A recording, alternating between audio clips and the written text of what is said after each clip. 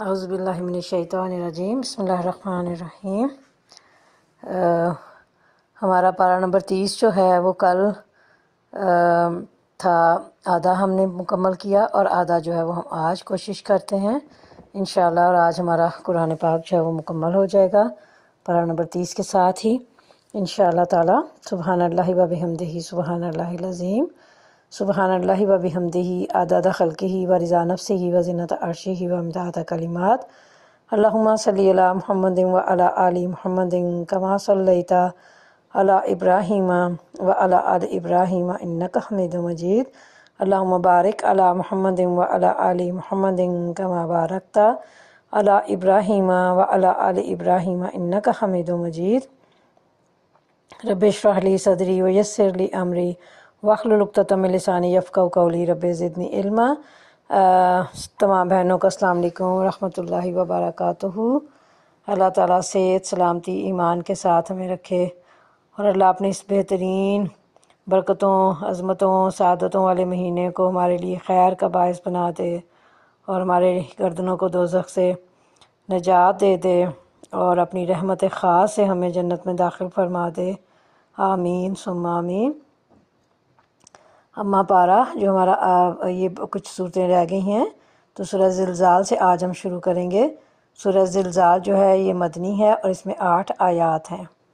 تو شروع کرتے ہیں سورہ کو۔ بسم اللہ الرحمن الرحیم، اللہ کے نام سے جو بے انتہا مہربان اور رحم فرمانے والا ہے۔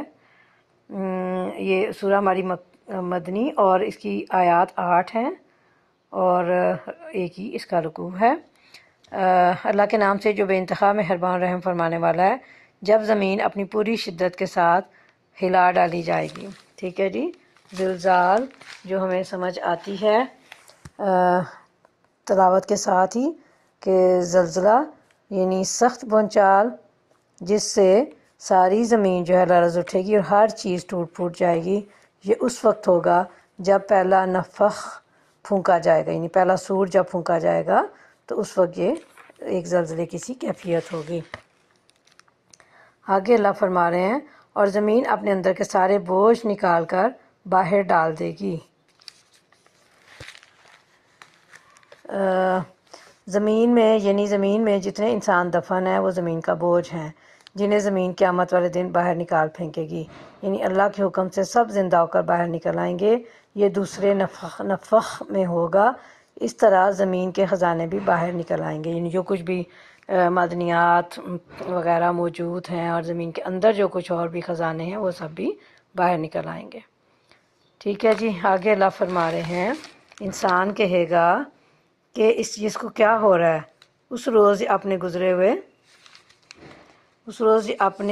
گزرے ہوئے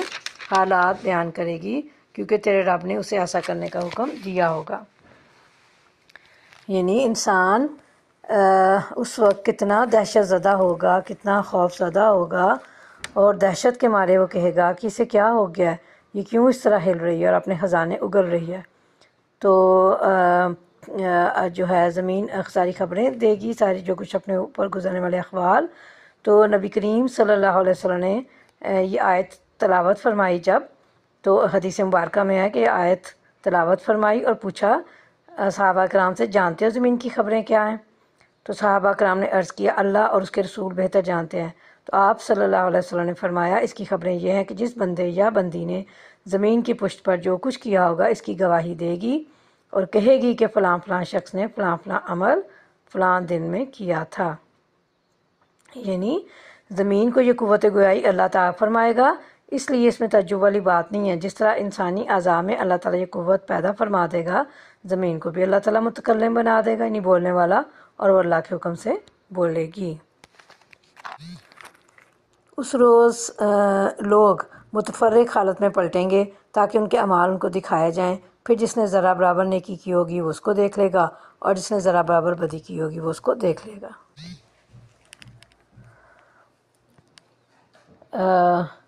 یعنی لوگ جو ہیں وہ لوٹیں گے اللہ کی طرف مختلف گروہوں میں، اور جو فرمایا اللہ نے کہ متفرق حالت میں، یعنی سب کی حالات جو ہیں وہ مختلف ہوں گے۔ کس سینس میں؟ اس سینس میں کہ بعض جو ہیں وہ گروہ وہ خوف زدہ ہوں گے اور بعض بے خوف ہوں گے۔ بعض کے رنگ سفید ہوں گے جیسے جنتیوں کے ہوں گے، اور بعض کے رنگ سیاہ، وہ ان کے جہنمی ہونے کی علامت ہوگی۔ بعض کا رخ دائیں جانب ہوگا تو بعض کا بائیں جانب، یا یہ اس سے مراد ہے کہ مختلف گروہ مختلف ادیان ہوں گے، ان کے مذاہب مختلف ہوں گے، ان کے اعمال مختلف ہوں گے، ان کے افعال مختلف ہوں گے۔ تو جب یہ سب چیزیں مختلف ہوں گی تو ان کی بنیاد پر ہی وہ گروہ بنیں گے، یعنی ایک گروپ بنے گا لوگوں کا، ایک یعنی ہر دین کا، ہر عمل کا، ہر فعل کے کرنے والوں کا ایک گروپ ہو جائے گا۔ اچھا جی، ذرہ برابر نیکی، اچھا انسان کو جو دکھائے گی زمین خبریں بیان اس لیے کرے گی تاکہ انسانوں کو ان کے اعمال دکھا دیے جائیں۔ اور پھر نیکی کی طرف آتے ہیں کہ نیکی کا کیا معاملہ ہے، اور یعنی چھوٹی سے چھوٹی نیکی بھی جو ہے وہ بھی اللہ کے پاس لکھی ہوئی انسان موجود پائے گا، اور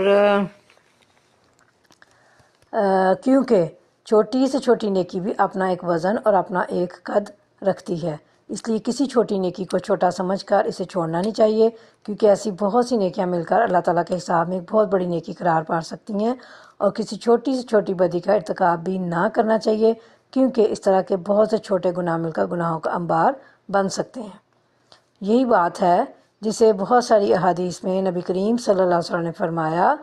کہ حضرت عدی بن حاتم سے روایت ہے کہ آپ صلی اللہ علیہ وسلم نے فرمایا، دوزخ کی آگ سے بچو، خواہ وہ کھجور کا ایک ٹکڑا دینے یا ایک اچھی بات کہنے ہی کے ذریعے سے ہو۔ کسی نیک کام کو بھی، پھر آپ نے فرمایا کسی نیک کام کو بھی حقیر نہ سمجھو، ہاں وہ کسی پانی مانگنے والے کے برتن میں ایک ڈور ڈال دینا ہو، یا یہی نیکی ہو کہ تم اپنے کسی بھائی سے خندہ پیشانی سے ملو۔ اور نبی کریم صلی اللہ علیہ وسلم نے عورتوں کو خطاب کر کے فرمایا، اے مسلمان عورتوں، کوئی پڑوسن اپنی پڑوسن کے ہاں کوئی چیز بھیجنے کو حقیر نہ سمجھے، خواہ وہ بکری کا ایک کھر ہی کیوں نہ ہو۔ اور آپ نے حضرت عائشہ سے فرمایا کہ اے عائشہ، ان گناہوں سے بچی رہنا جن کو چھوٹا سمجھا جاتا ہے، کیونکہ اللہ کے ہاں ان کی پرسش بھی ہونی ہے، یعنی ان کی پوچھ گچھ بھی ہونی ہے۔ اور پھر عبداللہ بن مسعود کا بیان ہے کہ آپ صلی اللہ علیہ وسلم نے فرمایا، خبردار چھوٹے گناہوں سے بچ کر رہنا، کیونکہ وہ سب آدمی پر جمع ہو جائیں گے یہاں تک اسے ہلاک کر دیں گے۔ یہ صرف سنت کی حد تک نہیں ہے، بلکہ عملاً ہمیں جب ہم اپنی زندگی گزار رہے ہوتے ہیں، اپنے روز و شب گزار رہے ہوتے ہیں، اپنی معاملات زندگی کے کر رہے ہوتے ہیں، تو ان سب اوقات میں ہمیں یہ چھوٹی چھوٹی چیزیں، چھوٹی چھوٹی باتیں جو ہیں ان کو یاد رکھنا ہے، تاکہ ہم واقعتاً اللہ کی پسند کے عمل کر سکیں انشاءاللہ تعالیٰ العزیز۔ اور جس نے ذرا برابر بدی کی ہوگی وہ بھی اسے دیکھ لے گا۔ تو برائی کے متعلق بھی یہی ہے۔ ذرا برابر سے مراد کیا ہے یہ ہم دیکھ لیتے ہیں کہ ذرہ جو ہے وہ بعض کے نزدیک چونٹی سے بھی چھوٹی چیز ہے، اور بعض اہل لغت کہتے ہیں انسان زمین پر ہاتھ مارتا ہے اور اس سے اس کے ہاتھ پر جو مٹی لگ جاتی ہے وہ ذرہ ہے۔ بعض کے نزدیک سوراخ سے آنے والی سورج کی شعاؤں میں گرد و غبار کے جو ذرات نظر آتے ہیں وہ ذرہ ہے۔ اور امام مقاتل کہتے ہیں کہ یہ سورہ ان دو آدمیوں کے بارے میں نازل ہوئی ہے جن میں سے ایک شخص سائل کو تھوڑا سا صدقہ دینے پر تعامل کرتا اور دوسرا شخص چھوٹا گناہ کرنے میں کوئی خوف محسوس نہ کرتا تھا۔ تو اس لیے اللہ تعالیٰ نے ہم سب کو جیتے جی جتنی بھی زندگی میری آپ کی باقی رہ گئی ہے اس کے لیے اللہ نے ہمیں کانشیس کر دیا، ہمیں الرٹ کر دیا ہے، اور ہمیں ایسی نصیحت فرمائی ہے کہ انشاءاللہ تعالیٰ اب ہم عمل کرنے کے لیے پوری اپنی کوشش لگا دیں گے۔ سورہ عادیات ہماری چل رہی ہے، اب اگلی شروع ہوگی، اور سورہ عادیات مکی ہے اور اس میں 11 آیات ہیں۔ ٹھیک ہے جی، تو ہم شروع کرتے ہیں سورہ عادیات۔ بسم اللہ الرحمن الرحیم، اللہ کے نام سے جو بے انتہا مہربان رحم فرمانے والا ہے۔ قسم ہے ان گھوڑوں کی جو پھنکارے مارتے ہوئے دوڑتے ہیں، پھر اپنی ٹاپوں سے چنگاریاں جھاڑتے ہیں۔ عادیات جو لفظ اللہ نے استعمال کیا ہے اور اس کی قسم کھائی ہے، تو یہ تیز رو گھوڑے، یعنی بہت تیز رفتار گھوڑے۔ اور بعض کے نزدیک اس کا مطلب ہانپنا ہے اور بعض کے نزدیک ہن ہنانا ہے، یعنی وہ گھوڑے مراد ہیں اس سے جو ہانپتے یا ہن ہناتے ہوئے جہاد میں تیزی سے دشمن کی طرف دوڑتے ہیں۔ دوسری آیت یہ ہے کہ پھر وہ ان کے بھاگنے سے ان کے قدموں میں سے چنگاریاں نکلتی ہیں، تو چلنے میں گھٹنوں یا ایڑیوں کا ٹکرانا جو ہے وہ مراد ہے اس سے، یا ٹاپ مارنا، ٹھیک ہے جی، یعنی ان گھوڑوں کی قسم جن کی ٹاپوں کے رگڑ سے پتھروں سے آگ نکلتی ہے، جیسے چکماک، یعنی وہ لکڑی جسے رگڑا جاتا ہے ایک دوسرے پر تو اس سے آگ نکلتی ہے۔ اچھا جی، پھر آگے چلتے ہیں ہم۔ اللہ کیا فرما رہے ہیں کہ صبح سویرے چھاپا مارتے ہیں اور پھر اس موقع پر گرد و غبار اڑاتے ہیں اور پھر اسی حالت میں کسی مجمع کے اندر جا گھستے ہیں۔ اس کو دیکھتے ہیں کہ شبخون مارنا یا دھاوا بولنا یا حملہ کرنا صبح کے وقت عام طور پر عرب میں یہ حملہ اسی وقت کیا جاتا تھا۔ شبخون تو وہ مارتے ہیں، وہ فوجی گھوڑوں پر سوار ہوتے ہیں، لیکن اس کی نسبت گھوڑوں کی طرف اس لیے ہے کہ دھاوا بولنے میں فوجیوں کے یہ بہت کام آتے ہیں، یا جنگجو لوگوں کے، جو بھی لڑنے والے لوگ تھے قبیلوں کے افراد، وہ اس سے مراد ہیں۔ اچھا جی، اور گرد و غبار اڑاتے ہیں، یعنی یہ گھوڑے جس وقت تیزی سے دوڑتے یا دھاوا بولتے ہیں، یعنی حملہ کرتے ہیں یا حملہ آور ہوتے ہیں، تو اس جگہ پر گرد و غبار چھا جاتا ہے۔ پھر فوجوں کے درمیان گھس جاتے ہیں، یعنی درمیان میں گھس جاتے ہیں، اور اس کا مطلب ہے کہ اس وقت یا جب کہ فضا گرد و غبار سے اٹی ہوئی ہے، یہ گھوڑے دشمن کے لشکروں میں گھس جاتے ہیں اور گمسان کی جنگ کرتے ہیں۔ حقیقت یہ ہے کہ انسان اپنے رب کا بڑا ناشکرا ہے، یعنی جو طاقتیں اللہ نے اس کو دی تھیں ان کو ظلم و ستم کے لیے استعمال کرتا ہے، اور وہ خود اس پر گواہ ہے، یعنی اس کا ضمیر اس پر گواہ ہے کہ اس کے اعمال اس پر گواہ ہیں، اور بہت سے کافر انسان خود اپنی زبان سے بھی علانیہ ناشکری کا اظہار کرتے ہیں، اور وہ مال و دولت کی محبت میں بری طرح مبتلا ہے، تو کیا وہ اس وقت کو نہیں جانتا جب قبروں میں جو کچھ مدفون ہے اسے نکال لیا جائے گا، اور سینوں میں جو کچھ مخفی ہے اسے برآمد کر کے اس کی جانچ پڑتال کی جائے گی، یعنی دلوں میں جو ارادے اور اغراض اور مقاصد چھپے ہوئے ہیں وہ سب کھول کر رکھ دیے جائیں گے، کیونکہ بظاہر تو ہمارے اعمال ہی دیکھے جا رہے ہیں نا، عمل دیکھا جا رہا ہوتا ہے، اندر سینوں کے اس عمل کے پیچھے کیا غرض ہے، اس عمل کے پیچھے کیا لالچ تھا، اس عمل کے پیچھے کیا مفاد تھا میرا اپنا ذاتی، اور میں کیا حاصل کرنا چاہتی تھی، اور میرا ارادہ ہی کیا تھا، اچھا ارادہ تھا یا برا ارادہ تھا، تو اللہ تعالیٰ وہ سب کھول کر رکھ دیں گے، اور ان کی جانچ پڑتال کر کے اچھائی کو الگ اور برائی کو الگ چھانٹ دیا جائے گا۔ یعنی اللہ تعالیٰ نے یہاں اپنی جو صفت بیان فرمائی ہے، سینوں کے راز تک جاننے والا وہ رب ہے،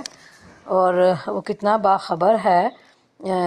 کہ اس کے متعلق ہر شخص جان سکتا ہے وہ کتنا باخبر ہے، اور اس سے کوئی چیز مخفی نہیں رہ سکتی، یعنی کوئی چیز چھپی ہوئی نہیں رہ سکتی، چنانچہ پھر وہ ہر ایک کو اس کے عملوں کے مطابق اچھی یا بری جزا دے گا۔ یہ گویا ان اشخاص کو تنبیہ ہے جو رب کی نعمتیں تو استعمال کرتے ہیں لیکن اس کا شکر ادا کرنے کی بجائے اس کی ناشکری کرتے ہیں، اسی طرح مال کی محبت میں گرفتار ہو کر مال کے وہ حقوق ادا نہیں کرتے جو اللہ نے اس میں دوسرے لوگوں کے رکھے ہیں۔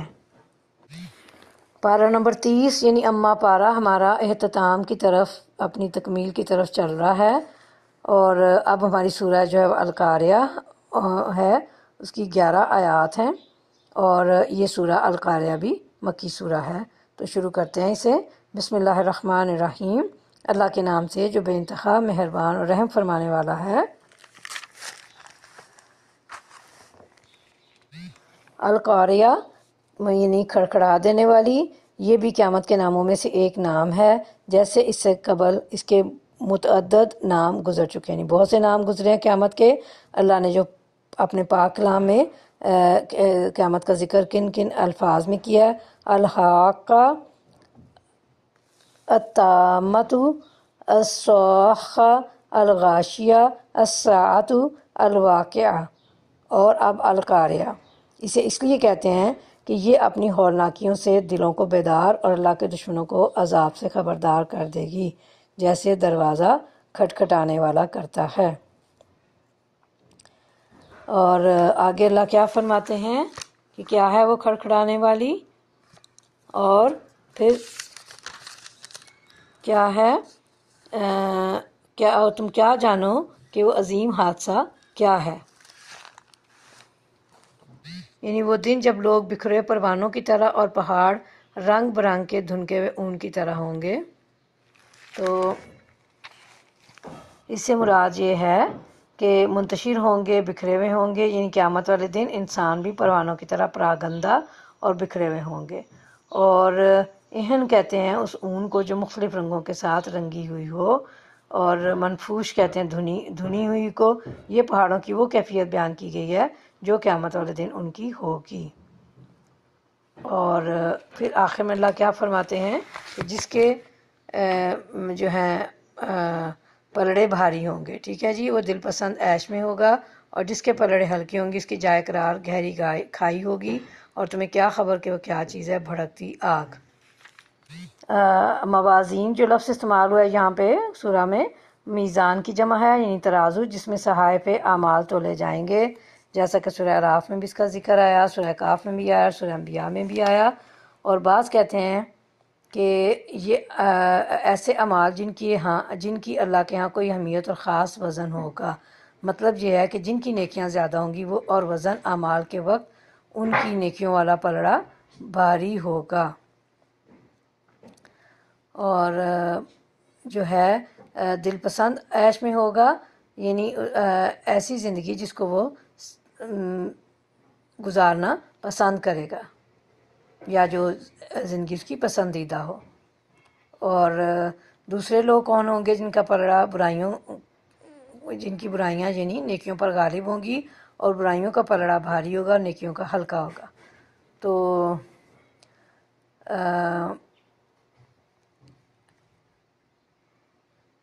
پھر ان کا ٹھکانہ جو ہے وہ جہنم ہوگا۔ اور یا یہ بھی مطلب اس کا مفسرین نے لیا ہے کہ جہنمی جہنم میں سر کے بل ڈالے جائیں گے۔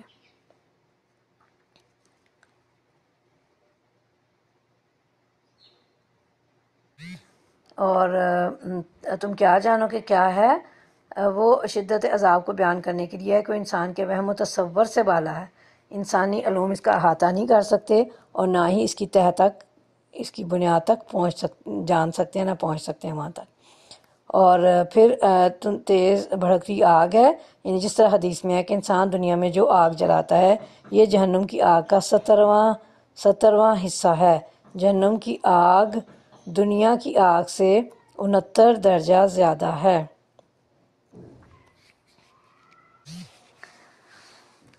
اگلی صورت ہماری جو ہے وہ التکاثر ہے، اور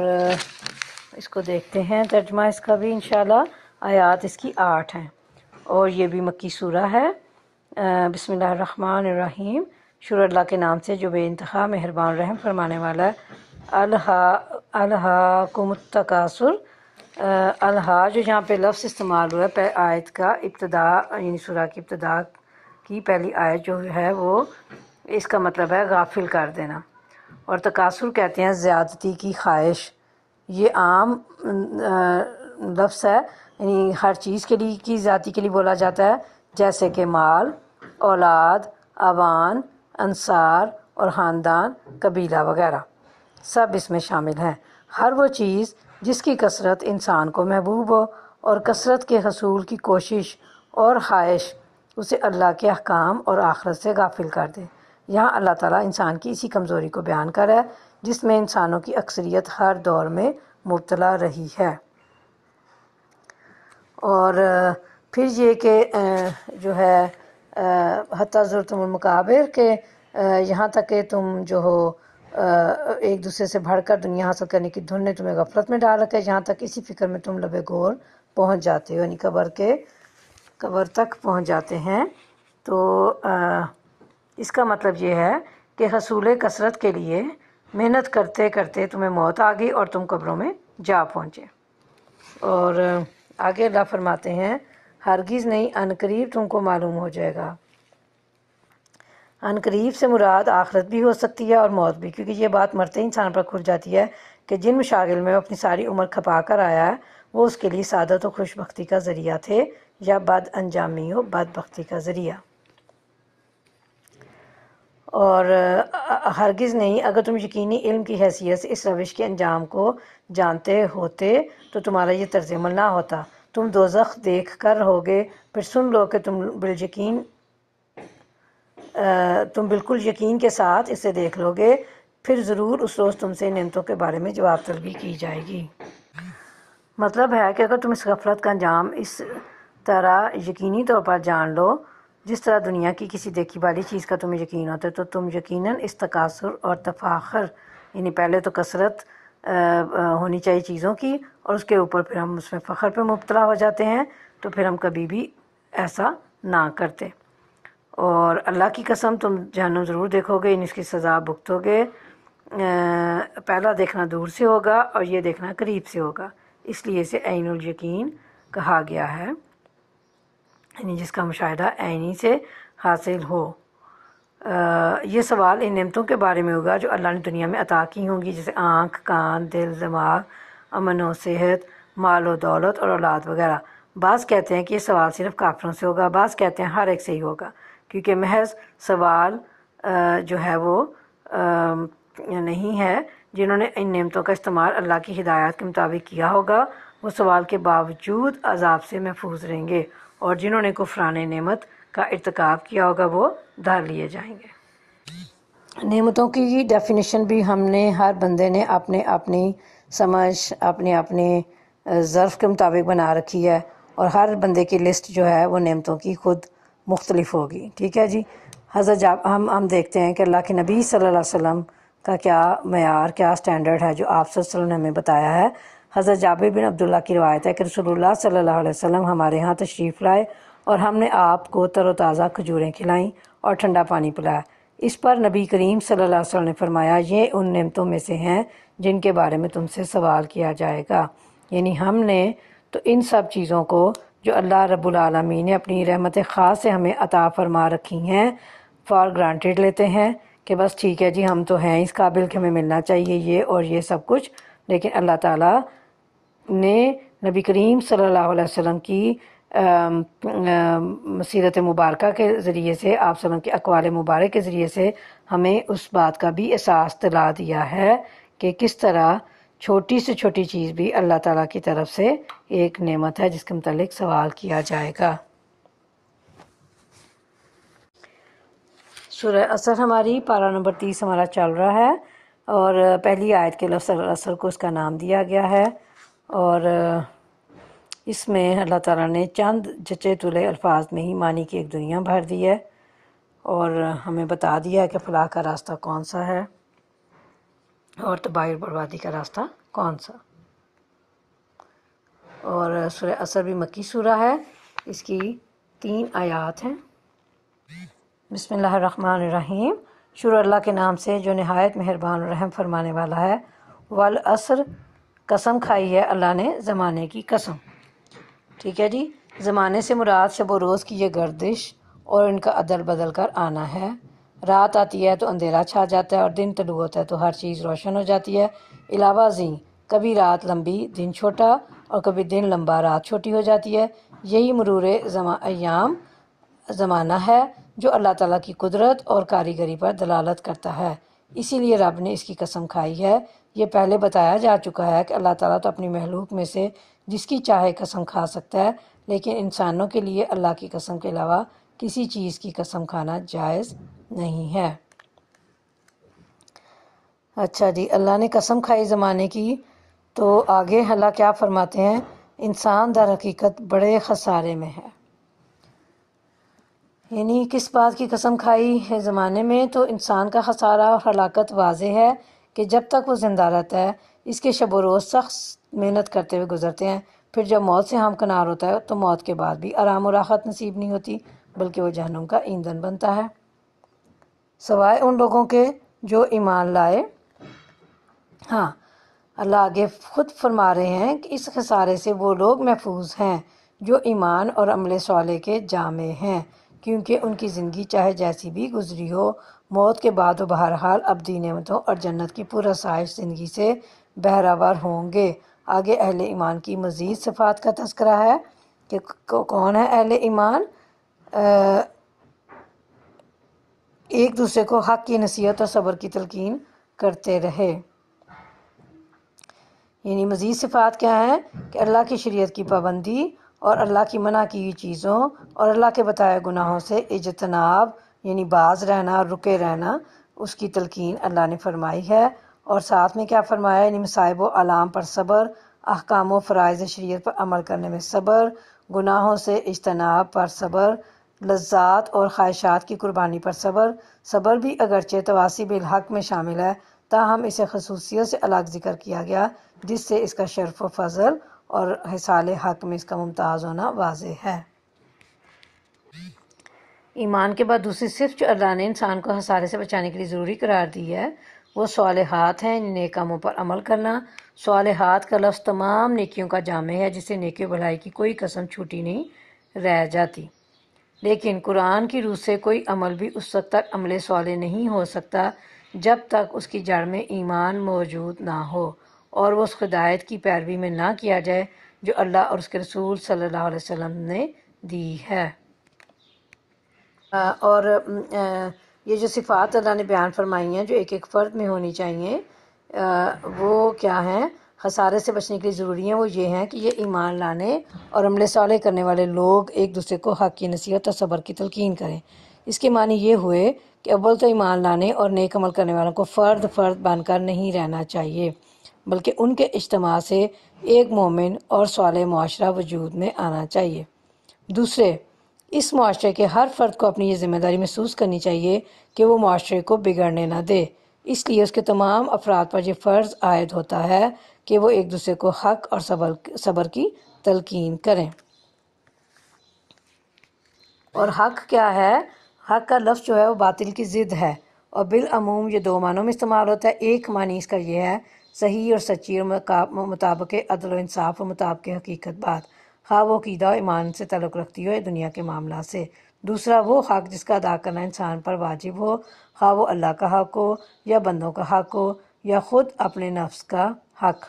پس ایک دوسرے کو حق کی نصیحت کرنے کا مطلب یہ ہے کہ اہل ایمان کا یہ معاشرہ ایسا ہے بے حس نہ ہو کہ اس میں باطل سر اٹھا رہا ہو اور حق کے خلاف کام کیے جا رہے ہوں مگر لوگ خاموشی کے ساتھ اس کا تماشا دیکھتے رہیں، بلکہ اس معاشرے میں یہ روح جاری و ساری رہے کہ جب اور جہاں بھی باطل سر اٹھائے کلمہ حق کہنے والے اس کے مقابلے میں اٹھ کھڑے ہوں، اور معاشرے کا ہر فرد صرف خود ہی حق پرستی اور راست بازی اور عدل و انصاف پر قائم رہنے اور حق داروں کے حقوق ادا کرنے پر اکتفا نہ کرے بلکہ دوسروں کو بھی اس طرز عمل کی نصیحت کرے۔ اور یہ وہ چیز ہے جو معاشرے کو اخلاقی زوال سے بچانے کی ضمانت دیتی ہے، یعنی ضامن ہے۔ اور اگر یہ روح کسی معاشرے میں موجود نہ رہے تو وہ کیسا معاشرہ ہوگا؟ وہ معاشرہ خسران یعنی نقصان سے ہمیشہ کے نقصان سے نہیں بچ سکتا، اور اس خسران میں وہ لوگ بھی آخرکار مبتلا ہو کر رہتے ہیں جو اپنی جگہ حق پر قائم ہو مگر اپنے معاشرے میں حق کو پامال ہوتے دیکھتے رہیں۔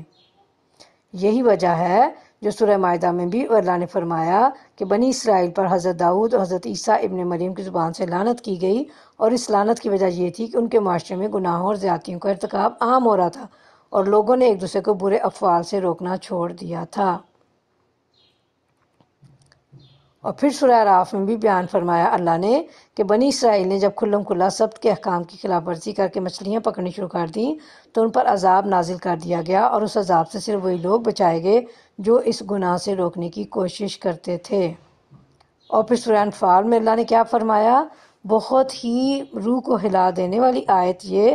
ترجمہ دیکھتے ہیں اس کا کہ بچو اس فتنے سے جس کی شامت مخصوص طور پر صرف انہی لوگوں تک محدود نہ رہے گی جنہوں نے تم میں سے گناہ کیا ہو، یعنی امر بالمعروف اور نہی عن المنکر کو امت مسلمہ کا فریضہ قرار دیا گیا ہے، اور اس امت کو بہترین امت کہا گیا ہے جو یہ فریضہ انجام دے۔ اور جب یہ فرض انجام دیں گے ہم، یعنی امر بالمعروف اور نہی عن المنکر کا، تو اس وقت کیا ہونا ہے ہمارے ساتھ؟ اس وقت ہمارے اوپر مشکلات پیش آنی ہیں اور اس راہ میں تکالیف پیش آنی ہیں، مشقتیں ہونی ہیں، جن مصائب سے، جن نقصانات اور محرومیوں سے انسان کو سابقہ پیش آتا ہے، ان کے مقابلے میں وہ ایک دوسرے کو ثابت قدم رہنے کی تلقین کرتے رہیں۔ ان کا ہر فرد دوسرے کی ہمت بندھاتا رہے اور وہ ان حالات کو صبر کے ساتھ برداشت کرتے رہیں۔ یہ سب کچھ تب ہی ممکن ہے جب میں اور آپ ایک صالح اجتماعیت کے ساتھ جڑے ہوئے ہوں گے، ایک اجتماعی طور پر زندگی گزاریں گے ایک دوسرے سے مل کر، اور پھر تب وہ زندگی ہی ایسی ہوگی جس میں ہم ایک دوسرے کو صبر کی تلقین کریں گے اور حق کی نصیحت کریں گے انشاءاللہ تعالی۔ اللہ ہمارے لیے آسانی فرمائے۔ سورہ ہمزہ ہماری شروع ہوگی انشاءاللہ۔ اما پارہ ہمارا چل رہا ہے، آخری پارہ، اور سورہ ہمزہ کے آیات جو ہیں وہ 9 ہیں، اور مکی سورہ ہے یہ بھی، ٹھیک ہے جی۔ تو ہم شروع کرتے ہیں انشاءاللہ۔ بسم اللہ الرحمن الرحیم۔ شروع اللہ کے نام سے جو بے انتہا مہربان اور رحم فرمانے والا ہے۔ تباہی ہے ہر اس شخص کے لیے جو منہ در منہ لوگوں پر تان اور پیٹھ پیچھے برائیاں کرنے کا خوگر ہے۔ یہ سورہ جو ہے سورہ ہمزہ، یہ 9 آیات ہیں اس کی، تو اس میں بھی اللہ تعالیٰ نے اخلاقی برائیوں کی مذمت فرمائی ہے، ٹھیک ہے جی۔ وہ اخلاقی برائیاں ایسی ہیں جو جاہلیت کے معاشرے میں زر پرست مالداروں کے اندر پائی جاتی ہیں، یعنی دولت کی پرستش کرنے والے جتنے بھی مالدار لوگ تھے ان کے اندر یہ برائیاں پائی جاتی تھیں۔ اور برائیاں کیا ہیں دیکھتے ہیں کہ اور برائیاں بھی ایسی ہیں کہ جن کو ہم برا سمجھتے ہیں، اور وہ بھی برا سمجھتے تھے وہ اس وقت کا معاشرہ بھی، لیکن اس کردار کو پیش کرنے کے بعد اللہ نے بتایا ہے ایسے گھنونے کردار کو کہ آخرت میں لوگوں کا انجام کیا ہوگا جن کا یہ کردار ہے۔ تو اب دیکھتے ہیں کہ ویل سورہ کا آغاز ہے اس طرح سے کہ ویل لکل ہمزۃ لمزہ، یہ تباہی ہر اس شخص کے لیے جو منہ در منہ لوگوں پر تان اور پیٹھ پیچھے برائیاں کرنے کا خوگر ہے۔ تو یہ جو اخلاقی برائیاں ہیں یہ اس وقت کے معاشرے میں موجود تھیں اور اب بھی ہیں، اور اللہ تعالیٰ نے فرمایا ہے کہ جاہلیت کے معاشرے میں زر پرست اور مالداروں کے اندر یہ برائیاں زیادہ پائی جاتی تھیں، ٹھیک ہے جی۔ ہمز اور لمز جو ہے معنی کے اعتبار سے باہم اتنے قریب ہیں کہ کبھی دونوں ہم معنی استعمال ہوتے ہیں اور کبھی دونوں میں فرق ہوتا ہے، مگر ایسا فرق کہ جو ہے وہ کہ خود اہل زبان میں سے کچھ لوگ جو ہیں وہ مفہوم بیان کرتے ہیں، کچھ دوسرے لوگ وہی مفہوم لمس کا بیان کرتے ہیں، یعنی ہمز کا جو ہے، اور اس کے برعکس کچھ لوگ لمس کے جو معنی بیان کرتے ہیں دوسرے لوگوں کے نزدیک ہمز کے بھی وہی معنی ہیں، لیکن جہاں چونکہ ساتھ آئے ہیں دونوں، تو اس کا مطلب یہ ہے کہ اس شخص کی یہ عادت بن گئی ہے کہ وہ دوسروں کی تحقیر و تذلیل کرتا ہے، کسی کو دیکھ کر انگلیاں اٹھاتا ہے، آنکھوں سے اشارے کرتا ہے، کسی کے نسب پر تان کرتا ہے، کسی کی ذات میں کیڑے نکالتا ہے، کسی کے منہ پر چوٹیں کرتا ہے، یعنی منہ پر تانے دینا، کسی کے پیٹھ پیچھے برائیاں کرتا ہے، کہیں چگلیاں کھا کر اور لگائی بجائی کر کے دوستوں کو لڑاتا ہے، اور کہیں بھائیوں میں پھوٹ ڈلواتا ہے، لوگوں کے برے برے نام رکھتا ہے، ان پر چوٹیں کرتا ہے اور ان کو عیب لگاتا ہے۔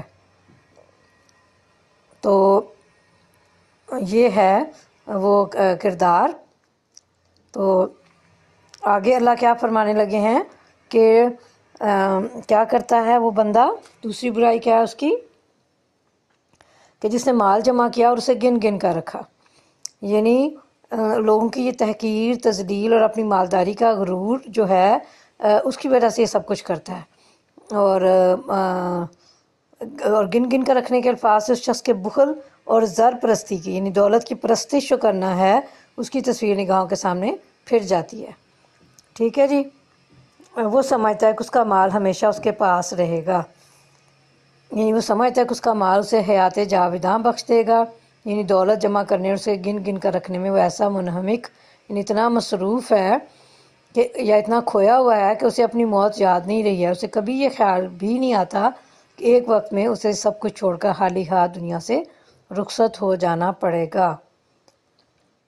اور ہرگز نہیں، وہ شخص تو چکنا چور کر دینے والی جگہ میں پھینک دیا جائے گا۔ اچھا جی، اصل میں لفظ جو خطامہ استعمال کیا گیا ہے اس کے معنی توڑنے، کچل دینے اور ٹکڑے ٹکڑے کر ڈالنے کے ہیں۔ جہنم کا یہ نام اس لیے رکھا گیا ہے کہ جو چیز اس میں پھینکی جائے گی اسے وہ اپنی گہرائی اور اپنی آگ کی وجہ سے توڑ کر رکھ دے گی۔ استغفر اللہ العظیم۔ اللہم لا تجعلنا منہم، اے ہمارے رب کریم رحیم رب، ہمیں لوگوں میں ہرگز شامل نہ کیجیے گا۔ اور پھینک دیا جائے گا یعنی عربی زبان میں کسی چیز کو بے وقت اور حقیر سمجھ کر پھینک دینے کے لیے یہ لفظ بولا جاتا ہے لَيُنبَذَنَّ۔ اس سے خود بخود یہ اشارہ نکلتا ہے کہ اپنی مالداری کی وجہ سے وہ دنیا میں اپنے آپ کو بڑی چیز سمجھتا تھا یا سمجھتا ہے، لیکن قیامت کے روز اسے حقارت کے ساتھ جہنم میں پھینک دیا جائے گا۔ اور تم کیا جانو کہ وہ کیا ہے؟ چکنا چور کر دینے والی جگہ، اللہ کی آگ۔ اچھا جی، پورے قرآن پاک میں اس مقام کے سوا یعنی سورہ ہمزہ کی یہ جو آیت نمبر 6 ہے، نار اللہ، اللہ کی آگ، صرف ایک یہ مقام ہے کہ اس پہ جہنم کی آگ کو اللہ کی آگ کہا گیا ہے۔ اس مقام پر اس کو اللہ تعالیٰ کی طرف منسوب کرنے سے نہ صرف اس کی ہولناکی کا اظہار ہوتا ہے بلکہ یہ بھی معلوم ہوتا ہے کہ دنیا کی دولت پا کر غرور و تکبر میں مبتلا ہو جانے والوں کو اللہ کس قدر سخت نفرت اور غضب کی نگاہ سے دیکھتا ہے، جس کی وجہ سے اس نے اس آگ کو خاص اپنی آگ کہا ہے جس میں وہ پھینکے جائیں گے، خوب بھڑکائی ہوئی جو دلوں تک پہنچے گی۔ ٹھیک ہے جی، تو اس کے معنی یہ ہیں کہ چڑھنے اور اوپر پہنچ جانے کے ہیں، اور افئدہ جو ہے وہ فؤاد کی جمع ہے جس کے معنی دل کے ہیں، اور دل جو ہے وہ انسان کے شعور، ادراک، جذبات، خواہشات، عقائد، افکار اور نیتوں اور ارادوں کا مقام ہے۔ دلوں تک اس آگ کے پہنچنے کا مطلب یہ ہے کہ یہ آگ اس جگہ تک پہنچے گی جو انسان کے برے خیالات، فاسد عقائد، ناپاک خواہشات و جذبات، خبیث نیتوں اور ارادوں کا مرکز ہے۔ دوسرا مطلب یہ ہے کہ اللہ کی وہ آگ دنیا کی آگ کی طرح اندھی نہیں ہوگی کہ مستحق اور غیر مستحق سب کو جلا دے، بلکہ وہ ایک ایک مجرم کے دل تک اس کے جرم کی نوعیت معلوم کرے گی اور ہر ایک کو اس کے استحقاق کے مطابق عذاب دے گی۔ وہ ان پر ڈھانک کر بند کر دی جائے گی، اس حالت میں کہ وہ اونچے اونچے ستونوں میں گرے ہوئے ہوں گے۔ یعنی مجرموں کو جہنم میں ڈال کر اوپر سے اس کو بند کر دیا جائے گا، کوئی دروازہ تو درکنار، کوئی جھرری یعنی کوئی سوراخ، کوئی ہول، کوئی ذرا سا بھی جو گنجائش ہے وہ اس میں کھلی ہوئی نہیں ہوگی۔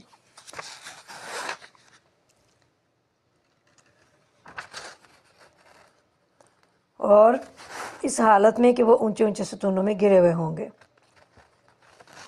ٹھیک ہے جی، گرے ہونے کا مطلب فی امد ممددہ کے کئی معنی ہیں۔ ایک یہ کہ جہنم کے دروازوں کو بند کر کے ان پر اونچے اونچے ستون گاڑ دیے جائیں گے، دوسرا مطلب یہ ہے کہ یہ مجرم اونچے اونچے ستونوں سے بندھے ہوئے ہوں گے، اور تیسرا مطلب ابن عباس رضی اللہ تعالیٰ عنہ نے یہ بیان کیا ہے کہ اس آگ کے شعلے لمبے ستونوں کی شکل میں اٹھ رہے ہوں گے۔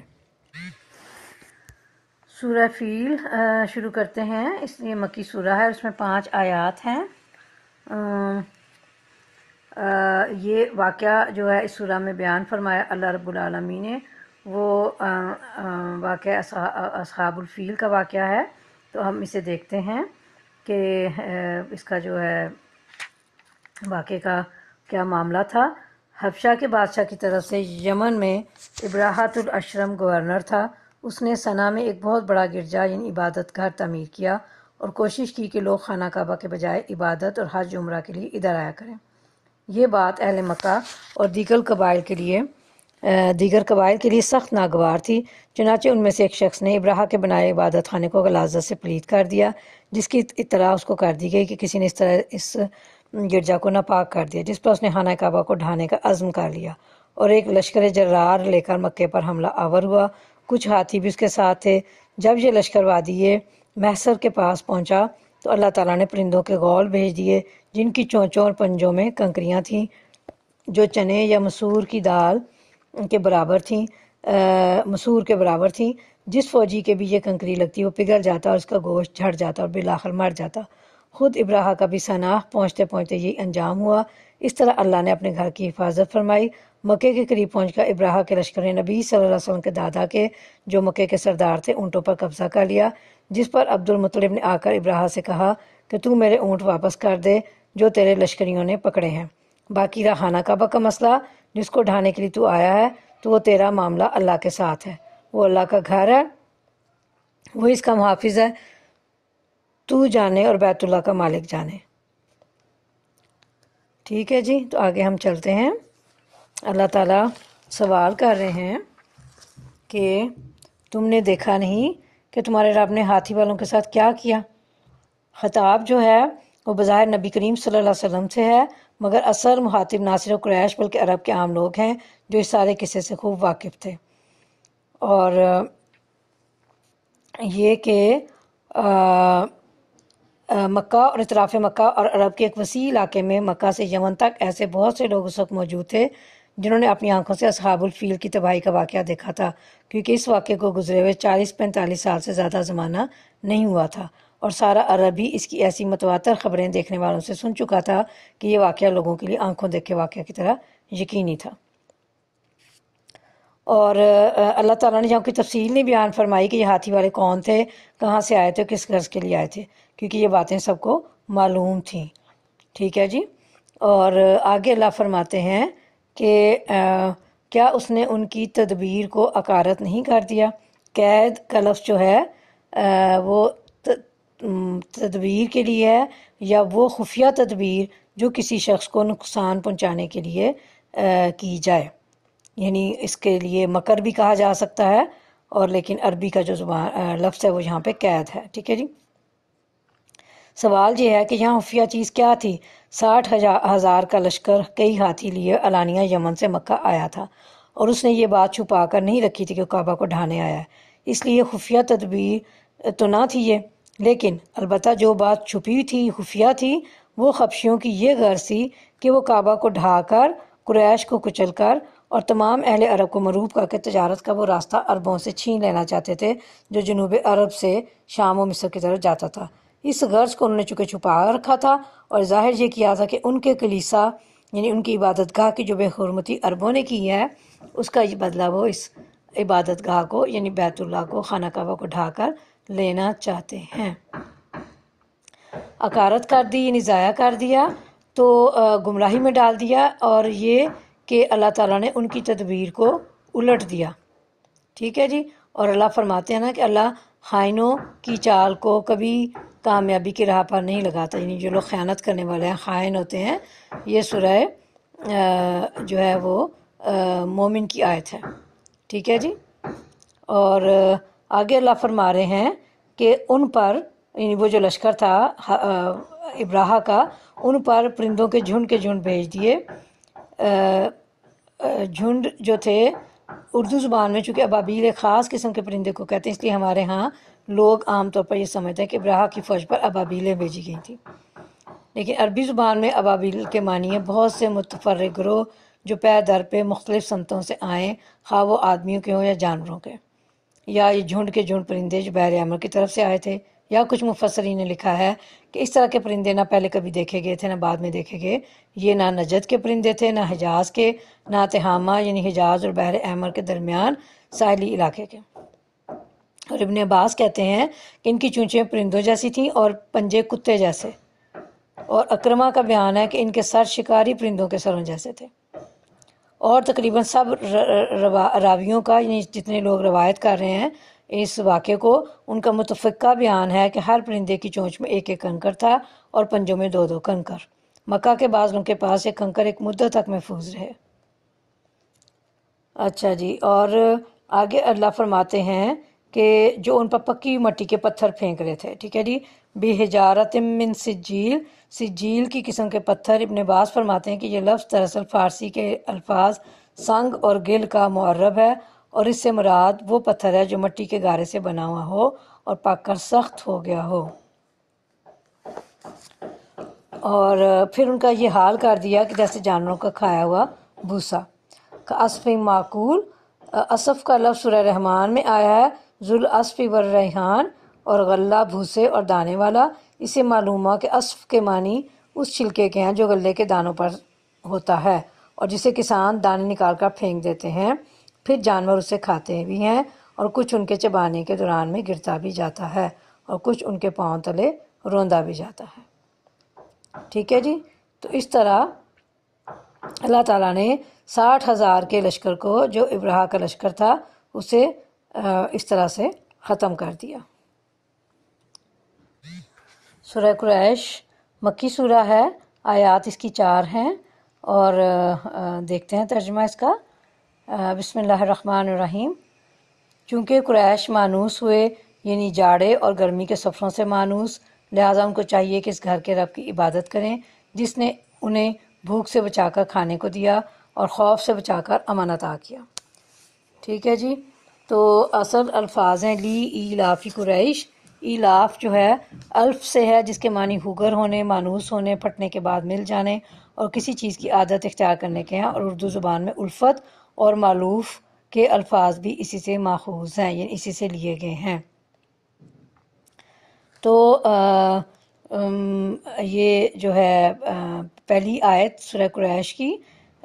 اس کو دیکھ رہے ہیں کہ مطلب اس کا کیا ہے کہ قریش کا رویہ بڑا ہی قابل تعجب ہے کہ اللہ ہی کے فضل کی بدولت وہ منتشر ہونے کے بعد جمع ہوئے اور ان تجارتی سفروں کے ہوگر ہوئے جو ان کی خوشحالی کا ذریعہ بنے ہوئے ہیں، اور وہ اللہ ہی کی بندگی سے روگردانی کر رہے ہیں۔ ٹھیک ہے جی، یعنی یوں تو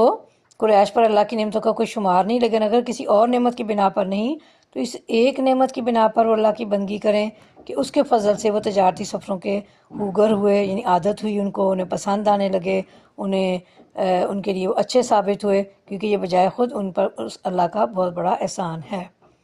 اور جاڑے اور گرمی کے سفروں سے مانوس، گرمی اور جاڑے کے سفروں سے مراد یہ کہ گرمی کے زمانے میں قریش کے تجارتی سفر شام و فلسطین کی طرف ہوتے تھے کیونکہ وہ ٹھنڈے علاقے ہیں، اور جاڑے یعنی سردیوں کے زمانے میں وہ جنوب عرب کی طرف ہوتے تھے کیونکہ وہ گرم علاقے ہیں۔ آگے اللہ فرما رہے ہیں کہ لہٰذا ان کو چاہیے کہ اس گھر کے رب کی عبادت کریں۔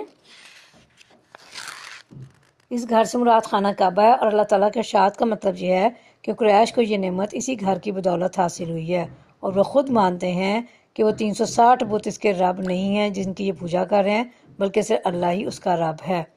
اللہ نے ہی ان کو اصحاب فیل کے حملے سے بچایا، اللہ نے ہی ابرہہ کی فوج کے مقابلے میں ان کی مدد کی، اور اللہ سے چونکہ انہوں نے دعا کی تھی اس لیے اللہ نے مدد کی، اور اس کے گھر کی پناہ میں آنے سے پہلے جب وہ عرب میں منتشر تھے تو ان کی کوئی حیثیت نہ تھی، عرب کے عام قبائل کی طرح وہ بھی ایک نسل کے بکھرے ہوئے گروہ تھے۔ آگے اللہ فرماتے ہیں کہ اس گھر کے رب کی عبادت کریں جس نے انہیں بھوک سے بچا کر کھانے کو دیا اور خوف سے بچا کر امن عطا کیا۔ ٹھیک ہے جی، تو چونکہ مکہ میں آنے سے پہلے قریش عرب میں منتشر تھے، یعنی بکھرے ہوئے تھے مختلف جگہوں پہ، تو بھوکوں مارے تھے۔ یہاں آنے کے بعد ان کے لیے رزق کے دروازے کھلتے چلے گئے، اور ان کے حق میں ابراہیم علیہ السلام کی وہ دعا حرف بحرف پوری ہوئی کہ اے پروردگار، میں نے اپنی اولاد کے ایک حصے کو تیرے محترم گھر کے پاس بے آب و گیا وادی میں لا بسایا ہے تاکہ یہ نماز قائم کریں، بس تو لوگوں کے دلوں کو ان کا مشتاق بنا اور انہیں کھانے کو پھل دے۔ ٹھیک ہے جی، اور انہیں کیا شکر دوسرا کس بات پہ کرنا چاہیے کہ اللہ نے ہی انہیں خوف سے بچا کر امن عطا کیا،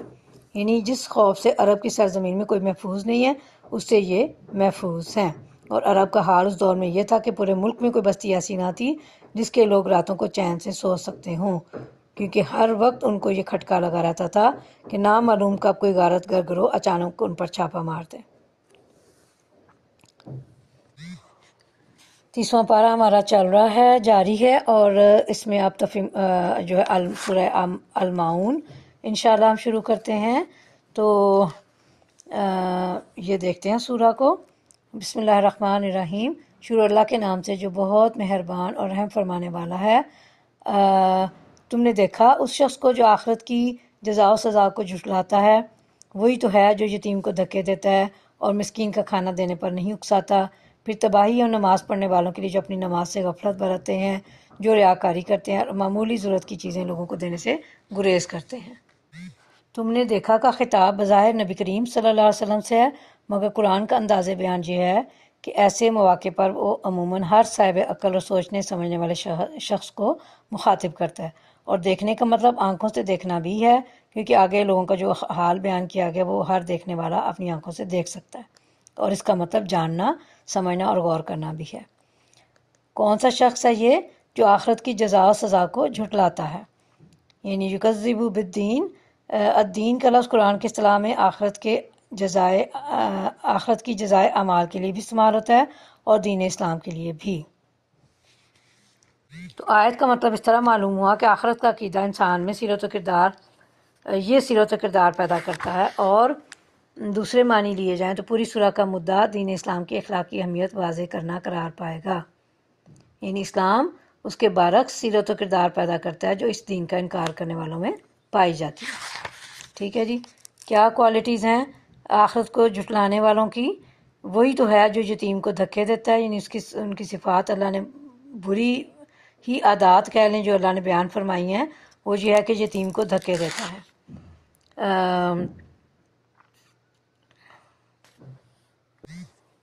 ایک یہ کہ یتیم کا حق مار کھاتا ہے اور اس کے باپ کی چھوڑی میراث سے بے دخل کر کے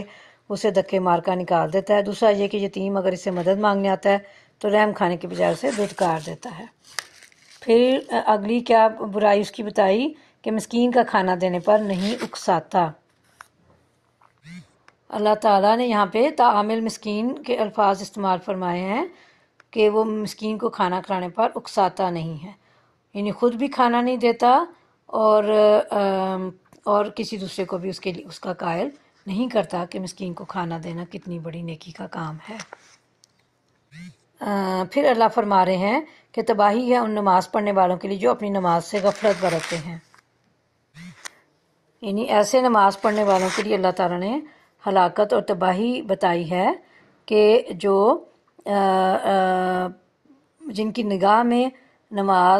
جو اپنی نماز سے غافل ہیں اور نہ پڑھی اور پڑھی، کوئی ان کے لیے دونوں باتیں برابر ہیں، ان کی کوئی اہمیت ہی نہیں ہے، کبھی پڑھ لی اور کبھی نہیں پڑھتے ہیں تو اس طرح کہ نماز کے وقت کو ٹالتے رہتے ہیں، اور جب وہ بالکل ختم ہونے کے قریب ہوتا ہے تو اٹھ کر 4 ٹھونگے مار لیتے ہیں، یا نماز کے لیے اٹھتے ہیں تو بے دلی کے ساتھ اٹھتے ہیں اور بعد دلے ناخواستہ پڑھ لیتے ہیں، جیسے کوئی مصیبت ہے جو ان پر نازل ہو گئی ہے۔ کپڑوں سے کھیلتے ہیں، جمائیاں لیتے ہیں، اللہ کی یاد کا کوئی شائبہ تک ان کے اندر نہیں ہوتا، اور نہ نماز میں کوئی احساس ہوتا ہے کہ نماز میں پڑھ کیا رہے ہیں، اور جو ریاکاری کرتے ہیں اور معمولی ضرورت کی چیزیں لوگوں کو دینے سے گریز کرتے ہیں۔ آخری برائی ان کی یہ بتائی ہے اللہ نے، یعنی ریاکاری یہ کہ جی ہم مسلمان ہیں، ہم نمازیں پڑھنے والے ہیں، لیکن دراصل ان کا حال اندر سے بالکل ہی مختلف ہے۔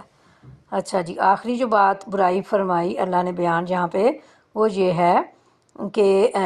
برتنے کی معمولی چیز بھی نہیں دیتے، تو معاون چھوٹی اور کلیل چیز کو کہتے ہیں جس میں لوگوں کے لیے کوئی منفعت یا فائدہ ہو۔ اس معنی کے لحاظ سے زکوٰۃ بھی معاون ہے، کیونکہ بہت سے مال میں سے تھوڑا سا مال ہے جو غریبوں کی مدد کے لیے دینا ہوتا ہے، اور دوسری عام ضرورت کی اشیاء بھی معاون ہے۔ ٹھیک ہے جی، تو مطلب یہ ہے کہ آخرت کا انکار آدمی کو اتنا سنگ دل بنا دیتا ہے کہ وہ دوسروں کے لیے کوئی معمولی ایثار کرنے کے لیے بھی تیار نہیں ہوتا، یعنی کوئی چیز بھی کسی کو ہم جیسے کسی سے کچھ ہمسائے سے چارپائی یا بستر وغیرہ مانگ لے، یا کوئی اپنے ہمسائے کے تنور میں اپنی روٹی پکا لینے کی اجازت مانگے، یا کچھ دنوں کے لیے باہر جا رہا ہو اور حفاظت کے لیے اپنا کوئی قیمتی سامان دوسرے کے ہاں رکھوانا چاہے، تو ان سب کاموں کے وقت وہ بندہ انکار کر دیتا ہے۔ سورہ کوثر ہے، اسے ہم دیکھتے ہیں، جو قرآن پاک کی مختصر ترین صورتوں میں سورہ عصر، سورہ کوثر، اور تیسری سورہ جو ہماری ہے وہ ہے، تیسری صورت ہماری نصر ہے۔ تو تینوں صورتیں جو ہیں مختصر ترین ہیں، 3 آیات ہیں اس کی بھی سورہ کوثر کی، لیکن 3 آیات میں ہی معنی کا ایک سمندر جو ہے وہ پوشیدہ ہے۔ اے نبی صلی اللہ علیہ وسلم، ہم نے تمہیں کوثر عطا کر دیا، بس تم اپنے رب ہی کے لیے نماز پڑھو اور قربانی کرو، تمہارا دشمن ہی جڑ کٹا ہے۔ کوثر کے معنی جو ہیں وہ یہ مبالغے کا صیغہ ہے، جس کے لغوی معنی تو بے انتہا کثرت کے ہیں، مگر میں صرف کثرت کا نہیں بلکہ خیر بھلائیوں نعمتوں کی کثرت اور ایسی کثرت کا مفہوم نکلتا ہے جو افراد و فراوانی کی حد کو پہنچی ہو۔ اور اس وقت حالات یہ تھے کہ دشمن دین کے اور نبی کریم صلی اللہ علیہ وسلم کے یہ سمجھ رہے تھے کہ محمد صلی اللہ علیہ وسلم ہر حیثیت سے تباہ ہو چکے ہیں، قوم سے کٹ کر بے یار و مددگار رہ گئے ہیں، تجارت برباد ہوگی، اولاد نرینہ تھی جس سے آگے چل کر ان کا نام چل سکتا تھا وہ بھی وفات پا گئی، اور اس طرح کے اب مکہ تو چھوڑ کے پورے عرب میں کوئی اسے سننے تک ان کی دعوت ان کی بات سننے کے لیے تیار نہیں ہے، اس لیے ان کے مقدر میں اس کے سوا کچھ نہیں کہ جیتے جی ناکامی و نامرادی سے دوچار رہیں، اور جب وفات پا جائیں تو دنیا میں کوئی ان کا نام لیوا بھی نہ ہو۔ اس حالت میں اللہ تعالیٰ نے فرمایا کہ ہم نے تمہیں کوثر عطا کر دیا، تو اس سے خود بخود یہ مطلب نکلتا ہے کہ آپ کے دشمن بیوقوف لوگ تو یہ سمجھتے ہیں کہ آپ برباد ہو گئے ہیں، اور لیکن اللہ تعالیٰ نے ہم نے تمہیں بے انتہا خیر اور بے شمار نعمتوں سے نواز دیا ہے۔ اور حوض کوثر بھی ہے، یعنی قیامت کے روز آپ کو جو عطا ہوگا۔ اور نماز و قربانی کا جو اللہ نے فرمایا یہاں پہ، وہ جو ہے بعض حضرات نے تو سے 5 وقتہ نماز فرض لی ہے، اور بعض نے سے بقرعید کی نماز ہے، اور ونہر جو ہے نہر کرو، اس سے مراد جو ہے جلیل القدر بزرگوں سے یہ روایت ہے کہ نماز میں بائیں ہاتھ پر دائیں ہاتھ رکھ اسے سینے پر باندھنا ہے، اور بعض کا قول ہے کہ نماز شروع کرتے وقت دونوں ہاتھ اٹھا کر اللہ اکبر کہنا ہے، اور بعض کہتے ہیں کہ اس سے مراد بقرعید ہے کہ نماز پڑھنا اس کے بعد قربانی کرنا ہے۔ ٹھیک ہے جی۔ اور اللہ نے فرمایا کہ تمہارا دشمن ہی جڑ کٹا ہے، تو ابتر جو تھا وہ نبی کریم صلی اللہ علیہ وسلم کے لیے وہ استعمال کرتے تھے لفظ کہ آپ کا کوئی نام لیوا نہیں رہے گا، لیکن در حقیقت قرآن پاک کی بڑی اہم پیشین گوئی میں سے یہ ایک پیشین گوئی تھی جو حرف بحرف صحیح ثابت ہوئی۔ جس وقت یہ پیشین گوئی کی تھی اس وقت لوگ سمجھ رہے تھے کہ نبی کریم صلی اللہ علیہ وسلم ابتر ہیں، اور کوئی تصور بھی نہ کر سکتا تھا کہ قریش کے یہ بڑے بڑے سردار کیسے ابتر ہو جائیں گے، جو نہ صرف مکہ میں بلکہ پورے ملک عرب میں نامور تھے، کامیاب تھے، مال و دولت اولاد کی نعمتیں نہیں، صرف اتنا ہی نہیں بلکہ سارے ملک میں جگہ جگہ ان کے اعوان و انصار موجود تھے۔ تو اللہ تعالیٰ نے چند سال بھی نہ گزرے کہ حالات بالکل پلٹ دیے، اور تاریخ نے ثابت کر دیا کہ ابتر نبی کریم صلی اللہ علیہ وسلم نہیں بلکہ آپ کے دشمنی تھے اور ہیں۔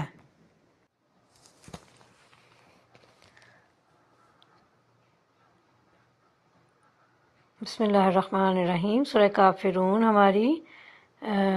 شروع کرتے ہیں ابھی، اور 30واں پارہ ہمارا چل رہا ہے، بس آخری سورہ ہے، اسے مکمل کر لیتے ہیں۔ مکی سورہ ہے یہ بھی، اور اس میں 6 آیات ہیں۔ پہلی آیت کل یا ایھا الکافرون کے لفظ کافرون سے سورہ کا نام لیا گیا ہے، اور مکہ معظمہ میں ایک دور ایسا گزرا کہ نبی صلی اللہ علیہ وسلم کی دعوت اسلام کے خلاف قریش کے مشرک معاشرے میں مخالفت کا طوفان تو برپا ہو چکا تھا، لیکن ابھی قریش کے سردار اس بات سے بالکل مایوس نہیں ہوئے تھے کہ آپ صلی اللہ علیہ وسلم کو کسی نہ کسی طرح مصالحت پر آمادہ کیا جا سکے گا، اس لیے وقتاً فوقتاً وہ آپ کے پاس مصالحت کی مختلف تجاویز لے کر آتے رہتے تھے تاکہ آپ ان میں سے کسی کو مان لیں اور وہ جھگڑا ختم ہو جائے جو آپ کے ان کے درمیان رونما ہو چکا تھا۔ تو یہ جو ہے اس پس منظر کو نگاہ میں رکھا جائے تو پتہ چلتا ہے کہ یہ سورہ مذہبی رواداری کی تلقین کے لیے نازل نہیں ہوئی جیسے آج کل کے بعض لوگ خیال کرتے ہیں، بلکہ اس لیے نازل ہوئی تھی کہ کفار کے دین اور ان کی پوجا پاٹ اور ان کے معبودوں سے قطعی برات، بیزاری اور لا تعلقی کا اعلان کر دیا جائے، اور انہیں بتا دیا جائے کہ دین کفر اور دین اسلام ایک دوسرے سے بالکل الگ ہیں، ان کے باہم مل جانے کا سرے سے کوئی سوال ہی پیدا نہیں ہوتا، اور نبی کریم صلی اللہ علیہ وسلم جو ہیں ان کو بتا دیں کہ دین کے معاملے میں وہ کافروں سے کسی قسم کی مداہنت یا مصالحت نہیں کر سکتے۔ اس لیے یہ سورہ اس وقت بھی پڑھی جاتی رہی جب وہ لوگ مر کھپ گئے تھے جن کی باتوں کے جواب میں سے نازل فرمایا گیا تھا، وہ لوگ بھی مسلمان ہونے کے بعد اسے پڑھتے رہے جس کے نزول کے زمانے میں کافر و مشرک تھے، اور ان کے گزر جانے کے صدیوں بعد آج بھی مسلمان اس کو پڑھتے ہیں، کیونکہ کفر اور کافری سے بیزاری اور لا تعلقی ایمان کا دائمی تقاضا ہے۔ نبی کریم صلی اللہ علیہ وسلم کی نگاہ میں اس سورہ کی کیا اہمیت تھی؟ حضرت عبداللہ بن عمر رضی اللہ عنہ کی روایت ہے کہ میں نے بارہا نبی کریم صلی اللہ علیہ وسلم کو فجر کی نماز سے پہلے اور مغرب کی نماز کے بعد کی 2 رکعتوں میں قل یا ایھا الکافرون اور قل ھو اللہ احد پڑھتے دیکھا ہے۔ سورہ کا ترجمہ شروع کرتے ہیں۔ شروع اللہ کے نام سے جو بہت مہربان اور رحم فرمانے والا ہے۔ کہہ دیجئے کہ اے کافرو، میں ان کی عبادت نہیں کرتا جن کی عبادت تم کرتے ہو، اور نہ تم اس کی عبادت کرنے والے ہو جس کی عبادت میں کرتا ہوں، اور نہ میں ان کی عبادت کرنے والا ہوں جن کی عبادت تم نے کی ہے، اور نہ تم اس کی عبادت کرنے والے ہو جس کی عبادت میں کرتا ہوں۔ تمہارے لیے تمہارا دین ہے اور میرے لیے میرا دین۔ اور آپ دیکھیں کہ خاص جو چیزیں توجہ کے طالب ہیں وہ یہ ہے کہ حکم اگرچہ نبی کریم صلی اللہ علیہ وسلم کو دیا گیا ہے کہ آپ کافروں سے یہ بات صاف صاف کہہ دیں، لیکن آگے کا سارا مضمون بتا رہا ہے کہ ہر مومن کو وہی بات کافروں سے کہہ دینی چاہیے، حتیٰ کہ جو شخص کفر سے توبہ کر کے ایمان لے آئے، اور اس کے لیے بھی لازم ہے کہ دین کفر اور اس کی عبادات اور معبودوں سے اسی طرح اپنی برات کا اظہار کر دے۔ اور اس عبادت میں وہ سب معبود شامل ہیں جن کی عبادت دنیا بھر کے کفار اور مشرکین کرتے رہے ہیں اور کر رہے ہیں، خواہ وہ ملائکہ ہوں، جن ہوں، انبیاء ہوں، اولیاء ہوں، زندہ یا مردہ انسانوں کی ارواح ہوں، یا سورج، چاند، ستارے، جانور، دریا، بت، خیالی دیویاں، دیوتا ہوں۔ ان سب کے لیے اللہ تعالیٰ نے منع فرما دیا ہے، کیونکہ اللہ تعالیٰ معبودوں کے مجموعے میں سے ایک معبود نہیں بلکہ وہی تنہا ایک ہی معبود ہے جس کی عبادت کی جائے۔ آگے چلتے ہیں سورہ نصر۔ پہلی آیت اذا جاء نصر اللہ کے لفظ نصر کو سورہ کا نام قرار دیا گیا ہے، اور یہ سورہ بھی جو ہے وہ مدنی ہے اور اس میں 3 آیات شامل ہیں۔ سورہ نصر۔ بسم اللہ الرحمن الرحیم۔ شروع اللہ کے نام سے جو بے انتہا مہربان اور نہایت رحم فرمانے والا ہے۔ ترجمہ شروع کر رہے ہیں۔ جب اللہ کی مدد اور فتح آ جائے اور تو لوگوں کو اللہ کے دین میں جوک در جوک آتا دیکھ لے تو اپنے رب کی تسبیح کرنے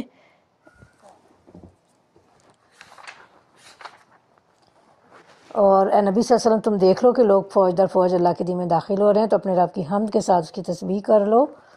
کرو اور اس سے مغفرت کی دعا مانگو، بے شک وہ بڑا توبہ قبول کرنے والا ہے۔ ٹھیک ہے جی، تو فتح سے مراد کسی ایک مارکے میں فتح نہیں بلکہ یہ فیصلہ کن فتح ہے جس کے بعد ملک میں کوئی طاقت اسلام سے ٹکر لینے کے لیے قابل باقی نہ رہے، اور یہ امر واضح ہو جائے کہ اب عرب میں اسی دین کو غالب ہو کر رہنا ہے۔ بعض مفسرین سے مراد فتح مکہ لی ہے، لیکن فتح مکہ 8 ہجری میں ہوئی ہے اور اس سورہ کا نزول 10 ہجری کے آخر میں ہوا ہے۔ اور یہ کہ یعنی وہ زمانہ رخصت ہو جائے جب ایک ایک دو کر کے لوگ اسلام میں داخل ہوتے تھے، اور وہ وقت آ جائے جب پورے پورے قبیلے اور بڑے بڑے علاقوں کے باشندے کسی جنگ اور کسی مزاحمت کے بغیر از خود مسلمان ہونے لگے۔ یہ کیفیت 9 ہجری کے آغاز سے رونما ہونی شروع ہوئی، جس کی وجہ سے اس سال کو سال وفود کہا جاتا ہے۔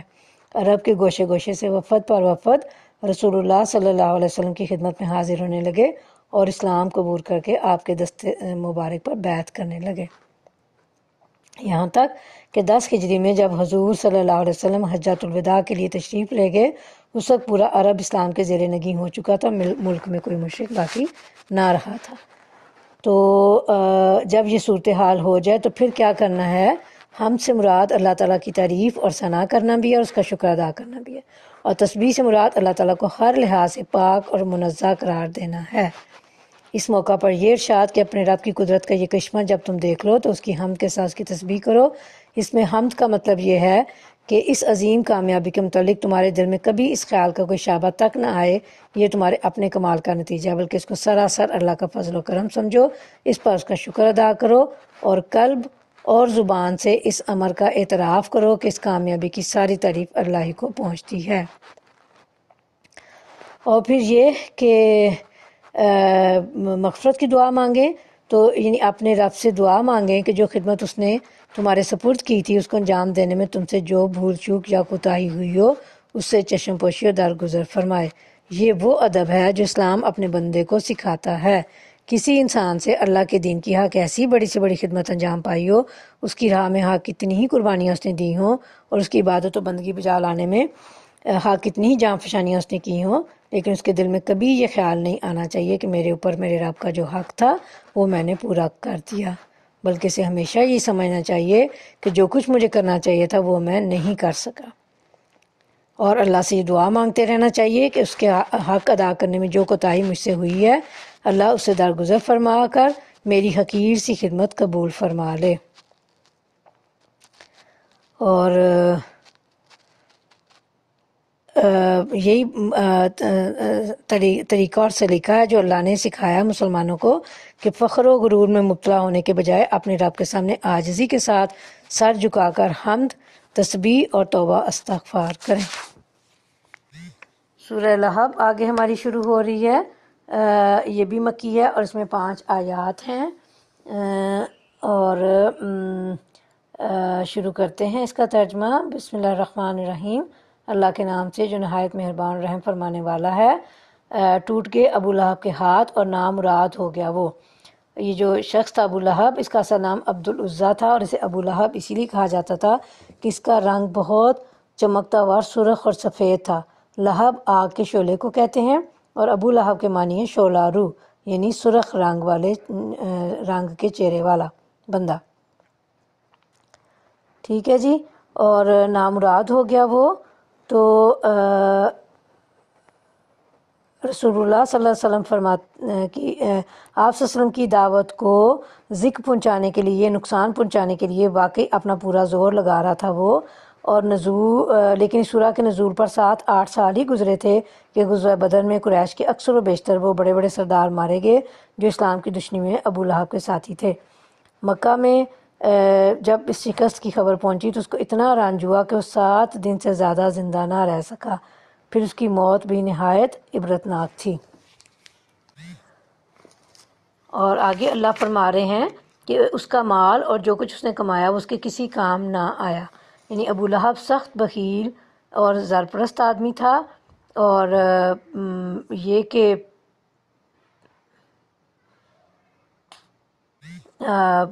اتنا زرپرست بندہ تھا کہ اس بات سے اندازہ کیا جا سکتا ہے کہ غزوہ بدر کے موقع پر جب کہ اس کے مذہب کی قسمت کا فیصلہ ہونے والا تھا، قریش کے تمام سردار لڑنے کے لیے گئے، مگر اس نے عاص بن ہشام کو اپنی طرف سے لڑنے کے لیے بھیج دیا اور کہا کہ یہ اس 4000 درہم قرض کا بدل ہے جو میرا تم پر آتا ہے۔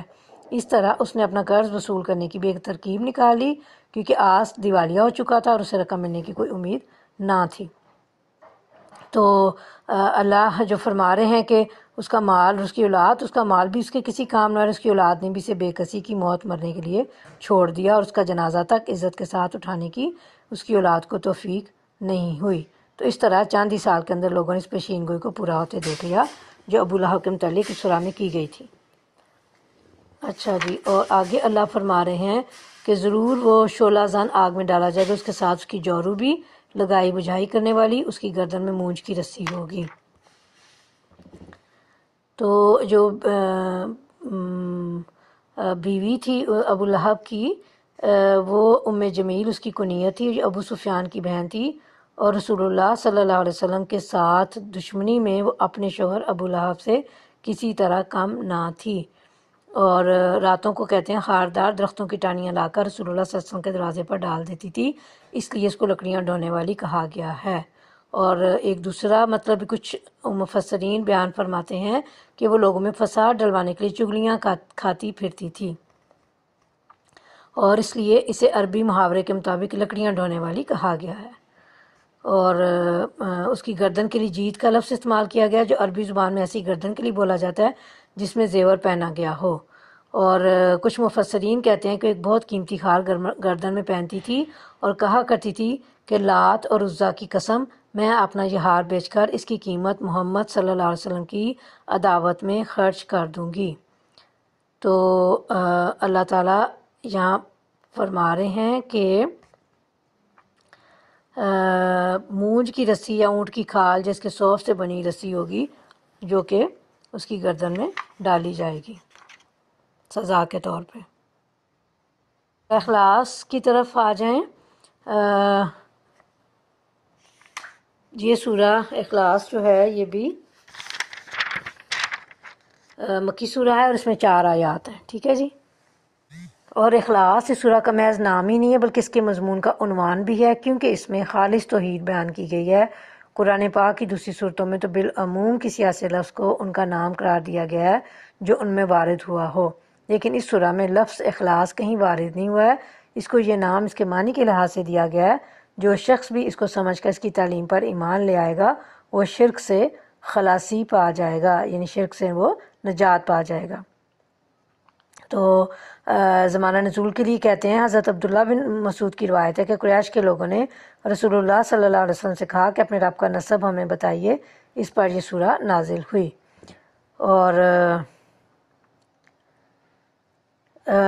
یہ بھی روایات سے معلوم ہوتا ہے کہ مختلف مواقع پہ مختلف لوگوں نے رسول اللہ صلی اللہ علیہ وسلم سے اس معبود کی ماہیت اور کیفیت دریافت کی تھی جس کی بندگی و عبادت کی طرف آپ لوگوں کو دعوت دے رہے تھے، اور ہر موقع پر آپ نے اللہ کے حکم سے ان کو جواب میں یہی سورہ سنائی تھی۔ یہی وجہ ہے کہ رسول اللہ صلی اللہ علیہ وسلم کی نگاہ میں اس سورہ کی بڑی عظمت تھی، اور آپ مختلف طریقوں سے مسلمانوں کو اس کی اہمیت محسوس کراتے تھے تاکہ وہ کثرت سے اس کو پڑھیں اور عوام الناس میں سے پھیلائیں، کیونکہ اسلام کے اولین بنیادی عقیدے یعنی توحید کو 4 ایسے مختصر فکروں میں بیان کر دیتی جو فوراً انسان کے ذہن نشین ہو جاتے ہیں اور آسانی سے زبانوں پر چڑھ جاتے ہیں۔ بسم اللہ الرحمن الرحیم، شروع اللہ کے نام سے جو نہایت مہربان اور رحم فرمانے والا ہے۔ کہو وہ اللہ ہے یکتا، اللہ سب سے بے نیاز ہے اور سب اس کے محتاج ہیں، نہ اس کی کوئی اولاد ہے نہ وہ کسی کی اولاد اور کوئی اس کا ہمسر نہیں ہے۔ یعنی جس کے متعلق تم پوچھ رہے ہو، جس کے متعلق سوال کر رہے ہو، وہ کوئی اور نہیں بلکہ اللہ ہے۔ اور آگے یہ ہے وہ تفسیر میں کہ بلکہ وہ ہستی ہے جس کو تم اللہ کے نام سے جانتے ہو۔ اللہ عربوں کے لیے کوئی اجنبی لفظ نہ تھا، قدیم ترین زمانے سے وہ خالق کائنات کے لیے یہی لفظ استعمال کر رہے تھے اور اپنے دوسرے معبودوں میں سے کسی پر بھی اس کا اطلاق نہیں کرتے تھے۔ دوسرے معبودوں کے لیے ان کے ہاں الہ کا لفظ رائج تھا۔ اور هو اللہ احد، یعنی وہ اللہ جو ہے وہ ایک ہی ہے اور وہی تنہا کائنات کا مالک ہے، نہ اس سے پہلے کوئی خدا تھا نہ اس کے بعد کوئی خدا ہوگا اور نہ ہی کوئی اس کا ہم جنس ہے، ٹھیک ہے جی۔ اور یہ صرف لفظ جو ہے نزول قرآن کے بعد صرف اللہ تعالیٰ کی ذات کے لیے استعمال کیا گیا ہے، دوسرے کسی کے لیے بھی استعمال نہیں کیا گیا۔ اور آگے اللہ فرما رہے ہیں کہ اللہ سب سے بے نیاز ہے، سب اس کے محتاج ہیں، تو اس کو دیکھتے ہیں۔ اور چونکہ وہ الصمد ہے اس لیے لازم آتا ہے کہ وہ یکتا اور یگانہ ہو، کیونکہ ایسی ہستی ایک ہی ہو سکتی ہے جو کسی کی حاجت مند نہ ہو اور سب اس کے محتاج ہوں۔ اور مشرکین نے ہر زمانے میں خدائی کا یہ تصور اختیار کیا کہ انسانوں کی طرح خداؤں کی بھی کوئی جنس ہے جس کے بہت سے افراد ہیں اور ان میں شادی بیاہ اور توالد اور تناسل کا سلسلہ چلتا ہے۔ تو اس جاہلانہ تصور سے انہوں نے اللہ کو بھی پاک اور بالا تر نہیں سمجھا تھا اور اس کے لیے بھی اولاد تجویز کی، اور اسی لیے قرآن پاک میں بتایا گیا ان کا عقیدہ اہل عرب کا کہ وہ فرشتوں کو اللہ کی بیٹیاں قرار دیتے تھے۔ تو اللہ فرما رہے ہیں کہ اللہ تو بس ایک ہی خدا ہے، وہ پاک ہے اس سے کہ کوئی اس کا بیٹا ہو، جو کچھ آسمانوں میں اور جو کچھ زمین میں سب اس کی ملک ہے۔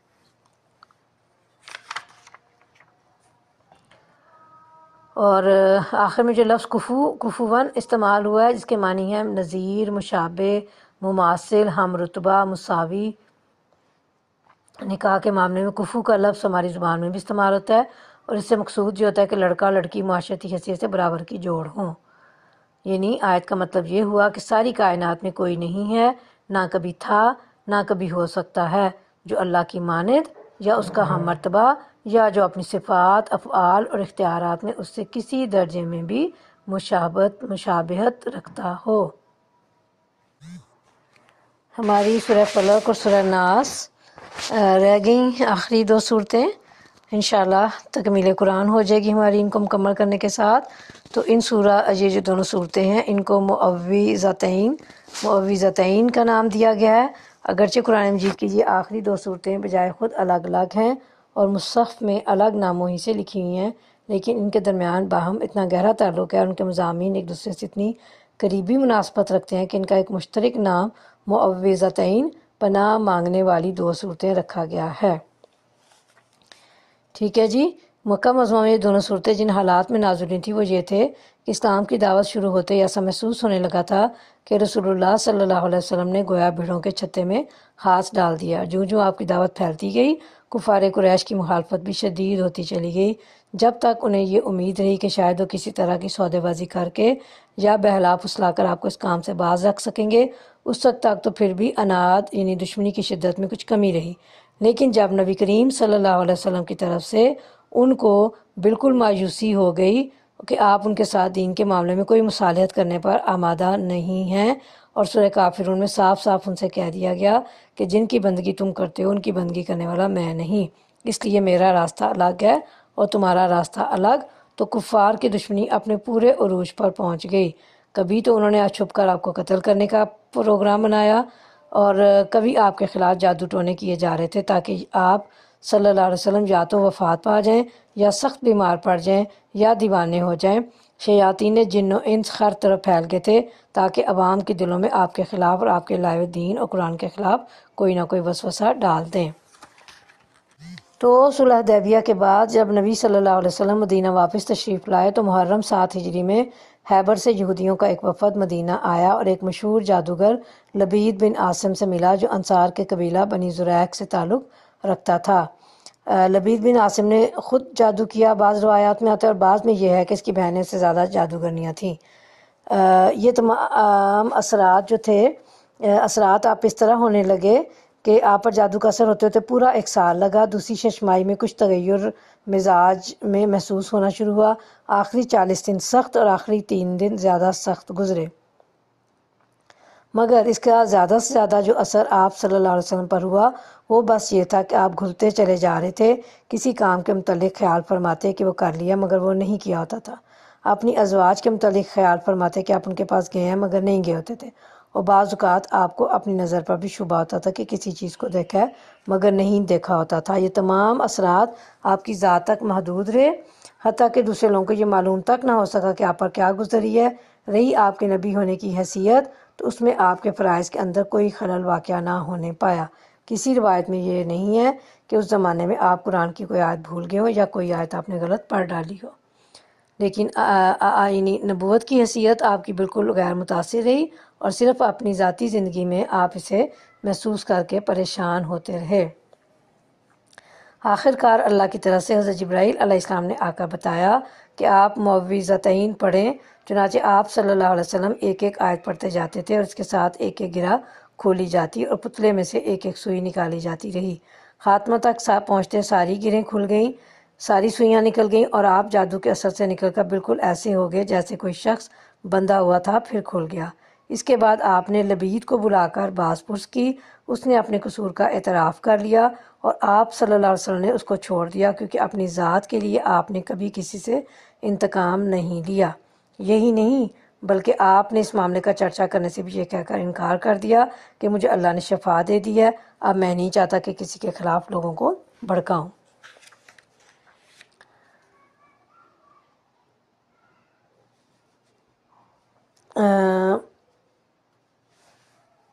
آگے دیکھتے ہیں سورہ فاتحہ اور ان صورتوں کی یعنی معوذتین کی مناسبت دیکھتے ہیں۔ آخری چیز جو معوذتین کے بارے میں قابل توجہ ہے وہ قرآن کے آغاز اور اختتام کی مناسبت ہے۔ اگرچہ قرآن مجید نزول ترتیب پر مرتب نہیں کیا گیا مگر 23 سال کے دوران میں مختلف حالات اور مواقع اور ضروریات کے لحاظ سے نازل ہونے والی آیات اور صورتوں کو رسول اللہ صلی اللہ علیہ وسلم نے بطور خود نہیں بلکہ ان کے نازل کرنے والے اللہ کے حکم سے اس شکل میں مرتب فرمایا جس میں ہم اب اس کو پاتے ہیں۔ اس ترتیب کے لحاظ سے قرآن کا آغاز سورہ فاتحہ سے ہوتا ہے اور اختتام معوذتین۔ اب ذرا دونوں پر ایک نگاہ ڈالیے۔ آغاز میں اللہ رب العالمین رحمان الرحیم اور مالک یوم الدین کی حمد و ثنا کر کے بندہ عرض کرتا ہے کہ آپ ہی کی میں بندگی کرتا ہوں اور آپ ہی سے مدد چاہتا ہوں، اور سب سے بڑی مدد جو مجھے درکار ہے وہ یہ ہے کہ مجھے سیدھا راستہ بتائیے۔ جواب میں اللہ تعالیٰ کی طرف سے سیدھا راستہ دکھانے کے لیے اسے پورا قرآن دیا جاتا ہے، اور اس کو ختم اس بات پر کیا جاتا ہے کہ بندہ اللہ سے جو رب الفلق ہے، رب الناس ہے، مالک الناس ہے اور الہ الناس ہے، عرض کرتا ہے کہ میں ہر محلوق کے ہر فتنے اور شر سے محفوظ رہنے کے لیے آپ ہی کی پناہ لیتا ہوں، اور خصوصیت کے ساتھ شیاطین جن و انس کے وسوسوں سے آپ کی پناہ مانگتا ہوں، کیونکہ راست روی کی پیروی میں وہی سب سے زیادہ رکاوٹ بنتے ہیں۔ اور اب ہم شروع کرتے ہیں سورہ فلق۔ بسم اللہ الرحمن الرحیم۔ کہو میں پناہ مانگتا ہوں صبح کے رب کی ہر اس چیز کے شر سے جو اس نے پیدا کی ہے، اور رات کی تاریکی کے شر سے جب کہ وہ چھا جائے، اور گروں میں پھونکنے والوں یا والیوں کے شر سے، اور حاسد کے شر سے جب کہ وہ حسد کرے۔ پناہ مانگنے کے لیے جب فعل ہوتا ہے پناہ مانگنے کا، اس میں لازماً 3 اجزاء شامل ہوتے ہیں۔ ایک بجائے خود مانگنا پناہ، دوسرے پناہ مانگنے والا، تیسرا وہ جس سے پناہ مانگی جائے۔ سورہ ناس بھی ساتھ ہی شروع کر لیتے ہیں۔ شروع اللہ کے نام سے جو نہایت مہربان و رحم فرمانے والا ہے۔ کہو میں پناہ مانگتا ہوں انسانوں کے رب، انسانوں کے بادشاہ، انسانوں کے حقیقی معبود کی اس وسوسہ ڈالنے والے کے شر سے جو بار بار پلٹ کر آتا ہے، جو لوگوں کے دل میں وسوسے ڈالتا ہے، ہاں وہ جنوں میں سے ہو یا انسانوں میں سے۔ سورہ فلق اور سورہ ناس دونوں ملا کے 11 آیات بنتی ہیں۔ تو مشترکہ فضیلت بہت ساری احادیث میں بیان کی اللہ کے نبی صلی اللہ علیہ وسلم نے کہ ایک آج کی رات مجھ پر کچھ ایسی آیات نازل ہوئی ہیں جن کی مثل میں نے کبھی نہیں دیکھی، یہ فرما کر آپ نے یہ دونوں صورتیں پڑھیں۔ پھر آپ صلی اللہ علیہ وسلم نے ایک صحابی ابو حابس سے فرمایا، کیا میں تمہیں سب سے بہترین تعویذ نہ بتاؤں جس کے ذریعے سے پناہ طلب کرنے والے پناہ مانگتے ہیں؟ انہوں نے عرض کیا ہاں ضرور بتلائیے۔ تو آپ صلی اللہ علیہ وسلم نے دونوں صورتوں کا ذکر کر کے فرمایا یہ دونوں معوذتین ہیں۔ نبی کریم صلی اللہ علیہ وسلم انسانوں اور جنوں کی نظر سے پناہ مانگا کرتے تھے۔ جب یہ دونوں صورتیں نازل ہوئیں تو آپ نے ان کے پڑھنے کو معمول بنا لیا اور باقی دوسری چیزیں چھوڑ دیں۔ حضرت عائشہ فرماتی ہیں کہ جب نبی کریم صلی اللہ علیہ وسلم کو کوئی تکلیف ہوتی تو آپ سورہ فلق، سورہ ناس پڑھ کر اپنے جسم پر پھونک لیتے۔ جب آپ کی تکلیف زیادہ ہو گئی تو میں یہ صورتیں پڑھ کر آپ کے ہاتھوں کو برکت کی امید سے آپ صلی اللہ علیہ وسلم کے جسم پر پھیرتی۔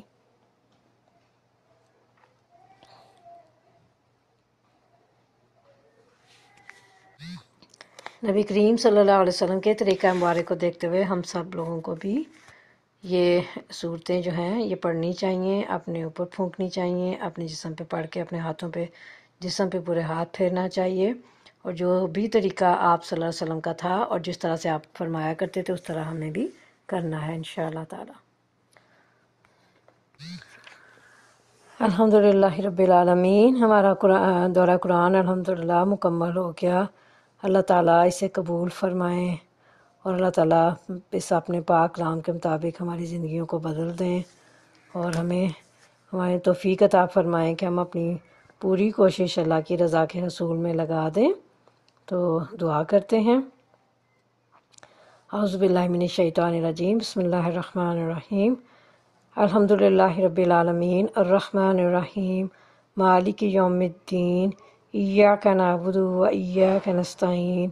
اہدنا الصراط المستقیم، صراط الذین انعمت علیہم غیر المغضوب علیہم ولا الضالین، آمین۔ اللہم صلی علی محمد وعلی آل محمد کما صلیت علی ابراہیم وعلی آل ابراہیم انک حمید مجید۔ اللہم بارک علی محمد وعلی آل محمد کما بارکت علی ابراہیم وعلی آل ابراہیم انک حمید مجید۔ اللہم آنس وحشتی فی قبری، اللہم ارحمنی بالقرآن العظیم واجعلہ لی اماما ونورا وہدی ورحمہ، اللہم ذکرنی منہ ما نسیت وعلمنی منہ ما جہلت وارزقنی تلاوتہ آناء اللیل وآناء النہار واجعلہ لی حجۃ یا رب العالمین۔ اے اللہ اس تلاوت کلام پاک کو ہماری قبر میں ہماری ویرانی کا ساتھی بنا دیجئے۔ اے اللہ قرآن عظیم کی برکت سے ہم پر رحم فرما دیجئے اور اس پاک کلام کو ہمارے لیے رہنما، روشنی، ہدایت اور رحمت بنا دیجئے۔ اے اللہ آپ ہمیں یاد دلا دیجئے اس میں سے جو کچھ ہم بھول گئے ہیں، اور آپ ہمیں سکھا دیجئے اس میں سے جو کچھ ہم نہیں جانتے،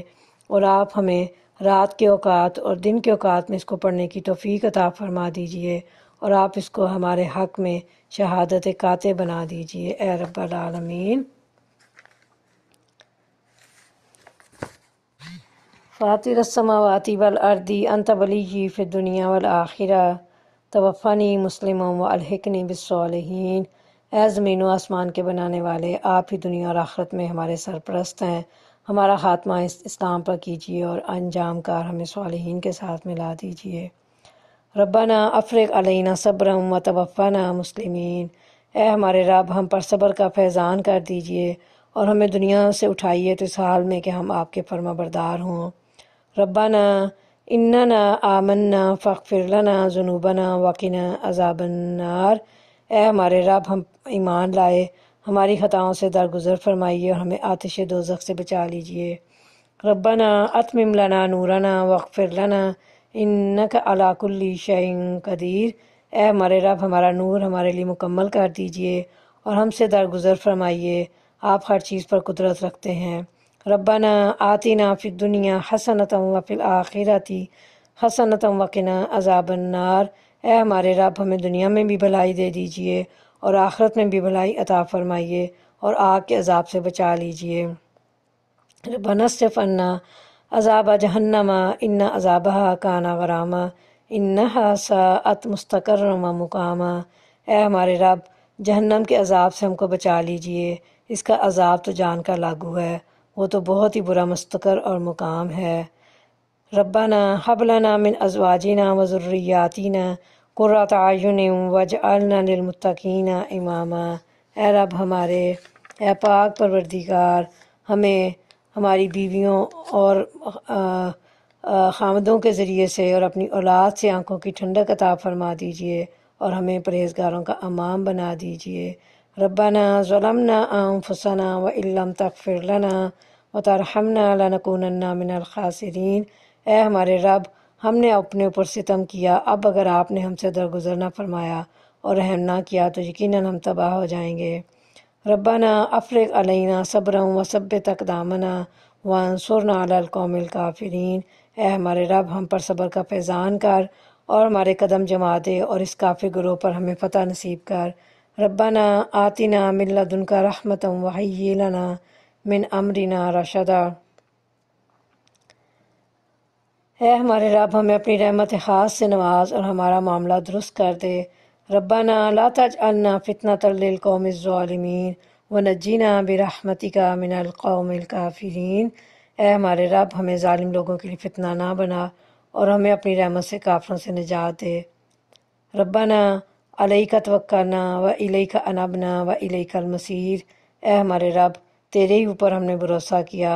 اور تیری ہی طرف ہم نے رجوع کر لیا اور تیرے ہی حضور پلٹنا ہے۔ ربنا لا تزغ قلوبنا بعد اذ ہدیتنا وہب لنا من لدنک رحمہ انک انت الوہاب۔ پروردگار، جب آپ ہمیں سیدھے راستے پر لگا چکے ہیں تو پھر ہمارے دلوں کو ٹیڑھا نہ کیجیے گا اور ہمیں اپنے خزانہ فیض سے رحمت عطا فرما کہ تو ہی فیاض حقیقی ہے۔ ربنا آمنا بما انزلت واتبعنا الرسول فاکتبنا مع الشاہدین۔ اے مالک، اے رحیم کریم رب ہمارے، جو فرمان آپ نے نازل کیا ہم نے اسے مان لیا اور رسول کی پیروی قبول کی، ہمارا نام گواہی دینے والوں میں لکھ لے۔ ربنا اغفر لنا ولاخواننا الذین سبقونا بالایمان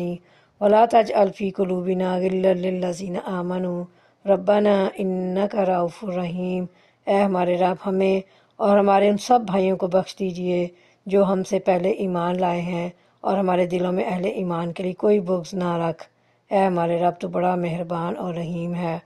ربنا اغفر لنا ذنوبنا واسرافنا فی امرنا وثبت اقدامنا وانصرنا علی القوم الکافرین۔ اے ہمارے رب، ہماری غلطیوں اور کوتاہیوں سے درگزر فرما، ہمارے کام میں آپ کی حدود سے جو تجاوز ہو گیا اسے معاف کر دیجیے اور ہمارے قدم جما دیجیے اور کافروں کے مقابلے میں ہماری مدد کر۔ ربنا لا تؤاخذنا ان نسینا واخطانا ربنا ولا تحمل علینا اصرا کما حملته علی الذین من قبلنا ربنا ولا تحملنا ما لا طاقة لنا به واعف عنا واغفر لنا وارحمنا انت مولانا فانصرنا علی القوم الکافرین۔ اے ہمارے رب، ہم سے بھول چوک میں جو قصور ہو جائے ان پر گرفت نہ کر۔ اے پروردگار، ہم پر وہ بوجھ نہ ڈال جو ہم سے پہلے لوگوں پر ڈالے تھے، پروردگار جس بار کو اٹھانے کی طاقت ہم میں نہیں ہے وہ ہم پر نہ رکھ، ہمارے ساتھ نرمی کر، ہم سے درگزر فرما، ہم پر رحم کر، آپ ہی ہمارے مولا ہیں، کافروں کے مقابلے میں ہماری مدد فرما۔ اللہم حاسبنا حسابا یسیرا، اللہم انا نسألک الہدی والتقی والعفاف والغنی، اللہم انا نسألک الجنۃ الفردوس ونعوذ بک من النار، اللہم انکا عفو کریم تحب العفو فاعف عنا۔ یا اللہ، یا رحمان، یا رحیم، کریم رب پاک پروردگار، ہم آپ کی بہت کمزور بے بندیاں رمضان کے ان دنوں میں آپ کے سامنے برکتوں والے، رحمتوں والے، مغفرتوں والے مہینے میں آپ کے سامنے ہاتھ پھیلائے بیٹھے ہیں۔ یا اللہ، ہماری دعاؤں کو سن لیجیے اور قبول فرما لیجیے۔ اے رب ہمارے، ہم نے آپ کے نازل کردہ کلام پاک کا ایک دہرائی کرنے کی کوشش کی ہے۔ یا اللہ، آپ ہمارے اس چھوٹی سی کوشش کو قبول فرما لیجئے۔ اے اللہ، اس کوشش کو ہمارے حق میں حجت بنا دیجئے۔ اے رب ہمارے، اس قرآن پاک کی ہمیں شفاعت عطا فرمائیے گا۔ اے رب ہمارے، اس پاک کلام کے ذریعے سے ہماری قبروں کو روشن کر دیجئے گا۔ اے رب ہمارے، ہم سب کو اپنی بنائی جنت میں جمع کر دیجیے گا۔ اے رب ہمارے دلوں میں اپنی اور اپنے حبیب حضرت محمد مصطفیٰ صلی اللہ علیہ وسلم کی محبت ڈال دیجیے۔ اے اللہ، ہمیں نبی کریم صلی اللہ علیہ وسلم کی سنتوں پر عمل کرنے والا بنا دیجیے۔ ان کے طریقہ مبارک کے مطابق اپنی زندگیاں بدلنے کی توفیق دے دیجیے۔ اے رب ہمارے، ہم آپ سے دعا کرتے ہیں اللہ کہ ہمارے تمام بیماروں کو شفائے کاملہ عاجلہ دے دیجیے۔ اے اللہ، اے پاک پروردگار، ہمارے تمام بے روزگاروں کو بہترین رزق حلال دے دیجیے۔ اے پروردگار ہمارے، اے کریم رب ہمارے، ہم آپ سے دعا کرتے ہیں کہ ہمارے تمام بے اولادوں کو نیک اور صالح اولاد دے دیجیے رب ہمارے۔ یا اللہ، ہم اور جو اولاد والے ہیں اللہ، ان کو اپنی اولاد کی بہترین تربیت و پرورش کرنے کی توفیق دے دیجیے۔ اے رب ہمارے، ہم آپ سے دعا کرتے ہیں کہ آپ ہمارے کھلے اور چھپے ہر حال کو جاننے والے ہیں اللہ، ہماری تمام غلطیوں کوتاہیوں کو جو اب تک ہم کر چکے ہیں معاف فرما دیجیے، اور آئندہ اللہ آپ ہم سے برائیوں کو اتنا دور کر دیجیے جتنا فاصلہ مشرق اور مغرب کے درمیان ہے۔ اللہ، ہم آپ کی رضا چاہتے ہیں اللہ، بس آپ ہم سے راضی ہو جائیے۔ اے رب ہمارے، ہم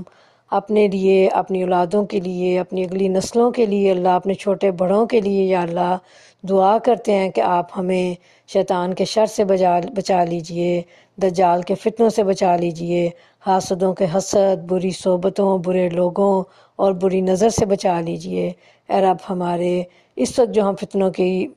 بوچھاڑ ہے ہمارے اوپر اللہ، بس آپ اپنی رحمت سے ہمیں بچا لیجئے اور ہم پر رحم فرما دیجئے اور ہم سے درگزر فرمائیے۔ اور اے اللہ، ہم آپ سے دعا کرتے ہیں کہ آپ کے لوگ، کلمہ پڑھنے والے، آپ کے مسلمان بندے جو ہیں اللہ، دنیا میں جہاں جہاں آپ کی رضا کی خاطر، آپ کا کلمہ بلند رکھنے کے لیے اللہ، آپ کے دین کے نفاذ کے لیے اللہ جو بھی کوششیں کر رہے ہیں انہیں قبول فرما لیجئے، اور اللہ آپ خود ان کے ولی اور کارساز بن جائیے۔ اور اب رب ہمارے، وہ لوگ جس وقت تکلیفوں میں ہیں، پریشانیوں میں ہیں، مشکلوں میں ہیں، لیکن آپ کو راضی رکھنے کی کوششیں کر رہے ہیں اللہ، بس آپ ان سے راضی ہو جائیے، اور اللہ آپ ہمیں بھی توفیق عطا فرمائیے کہ ہم بھی آپ کو راضی کرنے کے لیے جو بھی ہم سے بن پائے اللہ، جو بھی کوشش ہم کر سکیں، جو بھی صحیح، جو بھی جدوجہد کر سکیں اللہ، اسے ہمیں توفیق دیجیے کرنے کی، آپ کی رضا کے حصول کی توفیق دے دیجیے۔ اے رب ہمارے،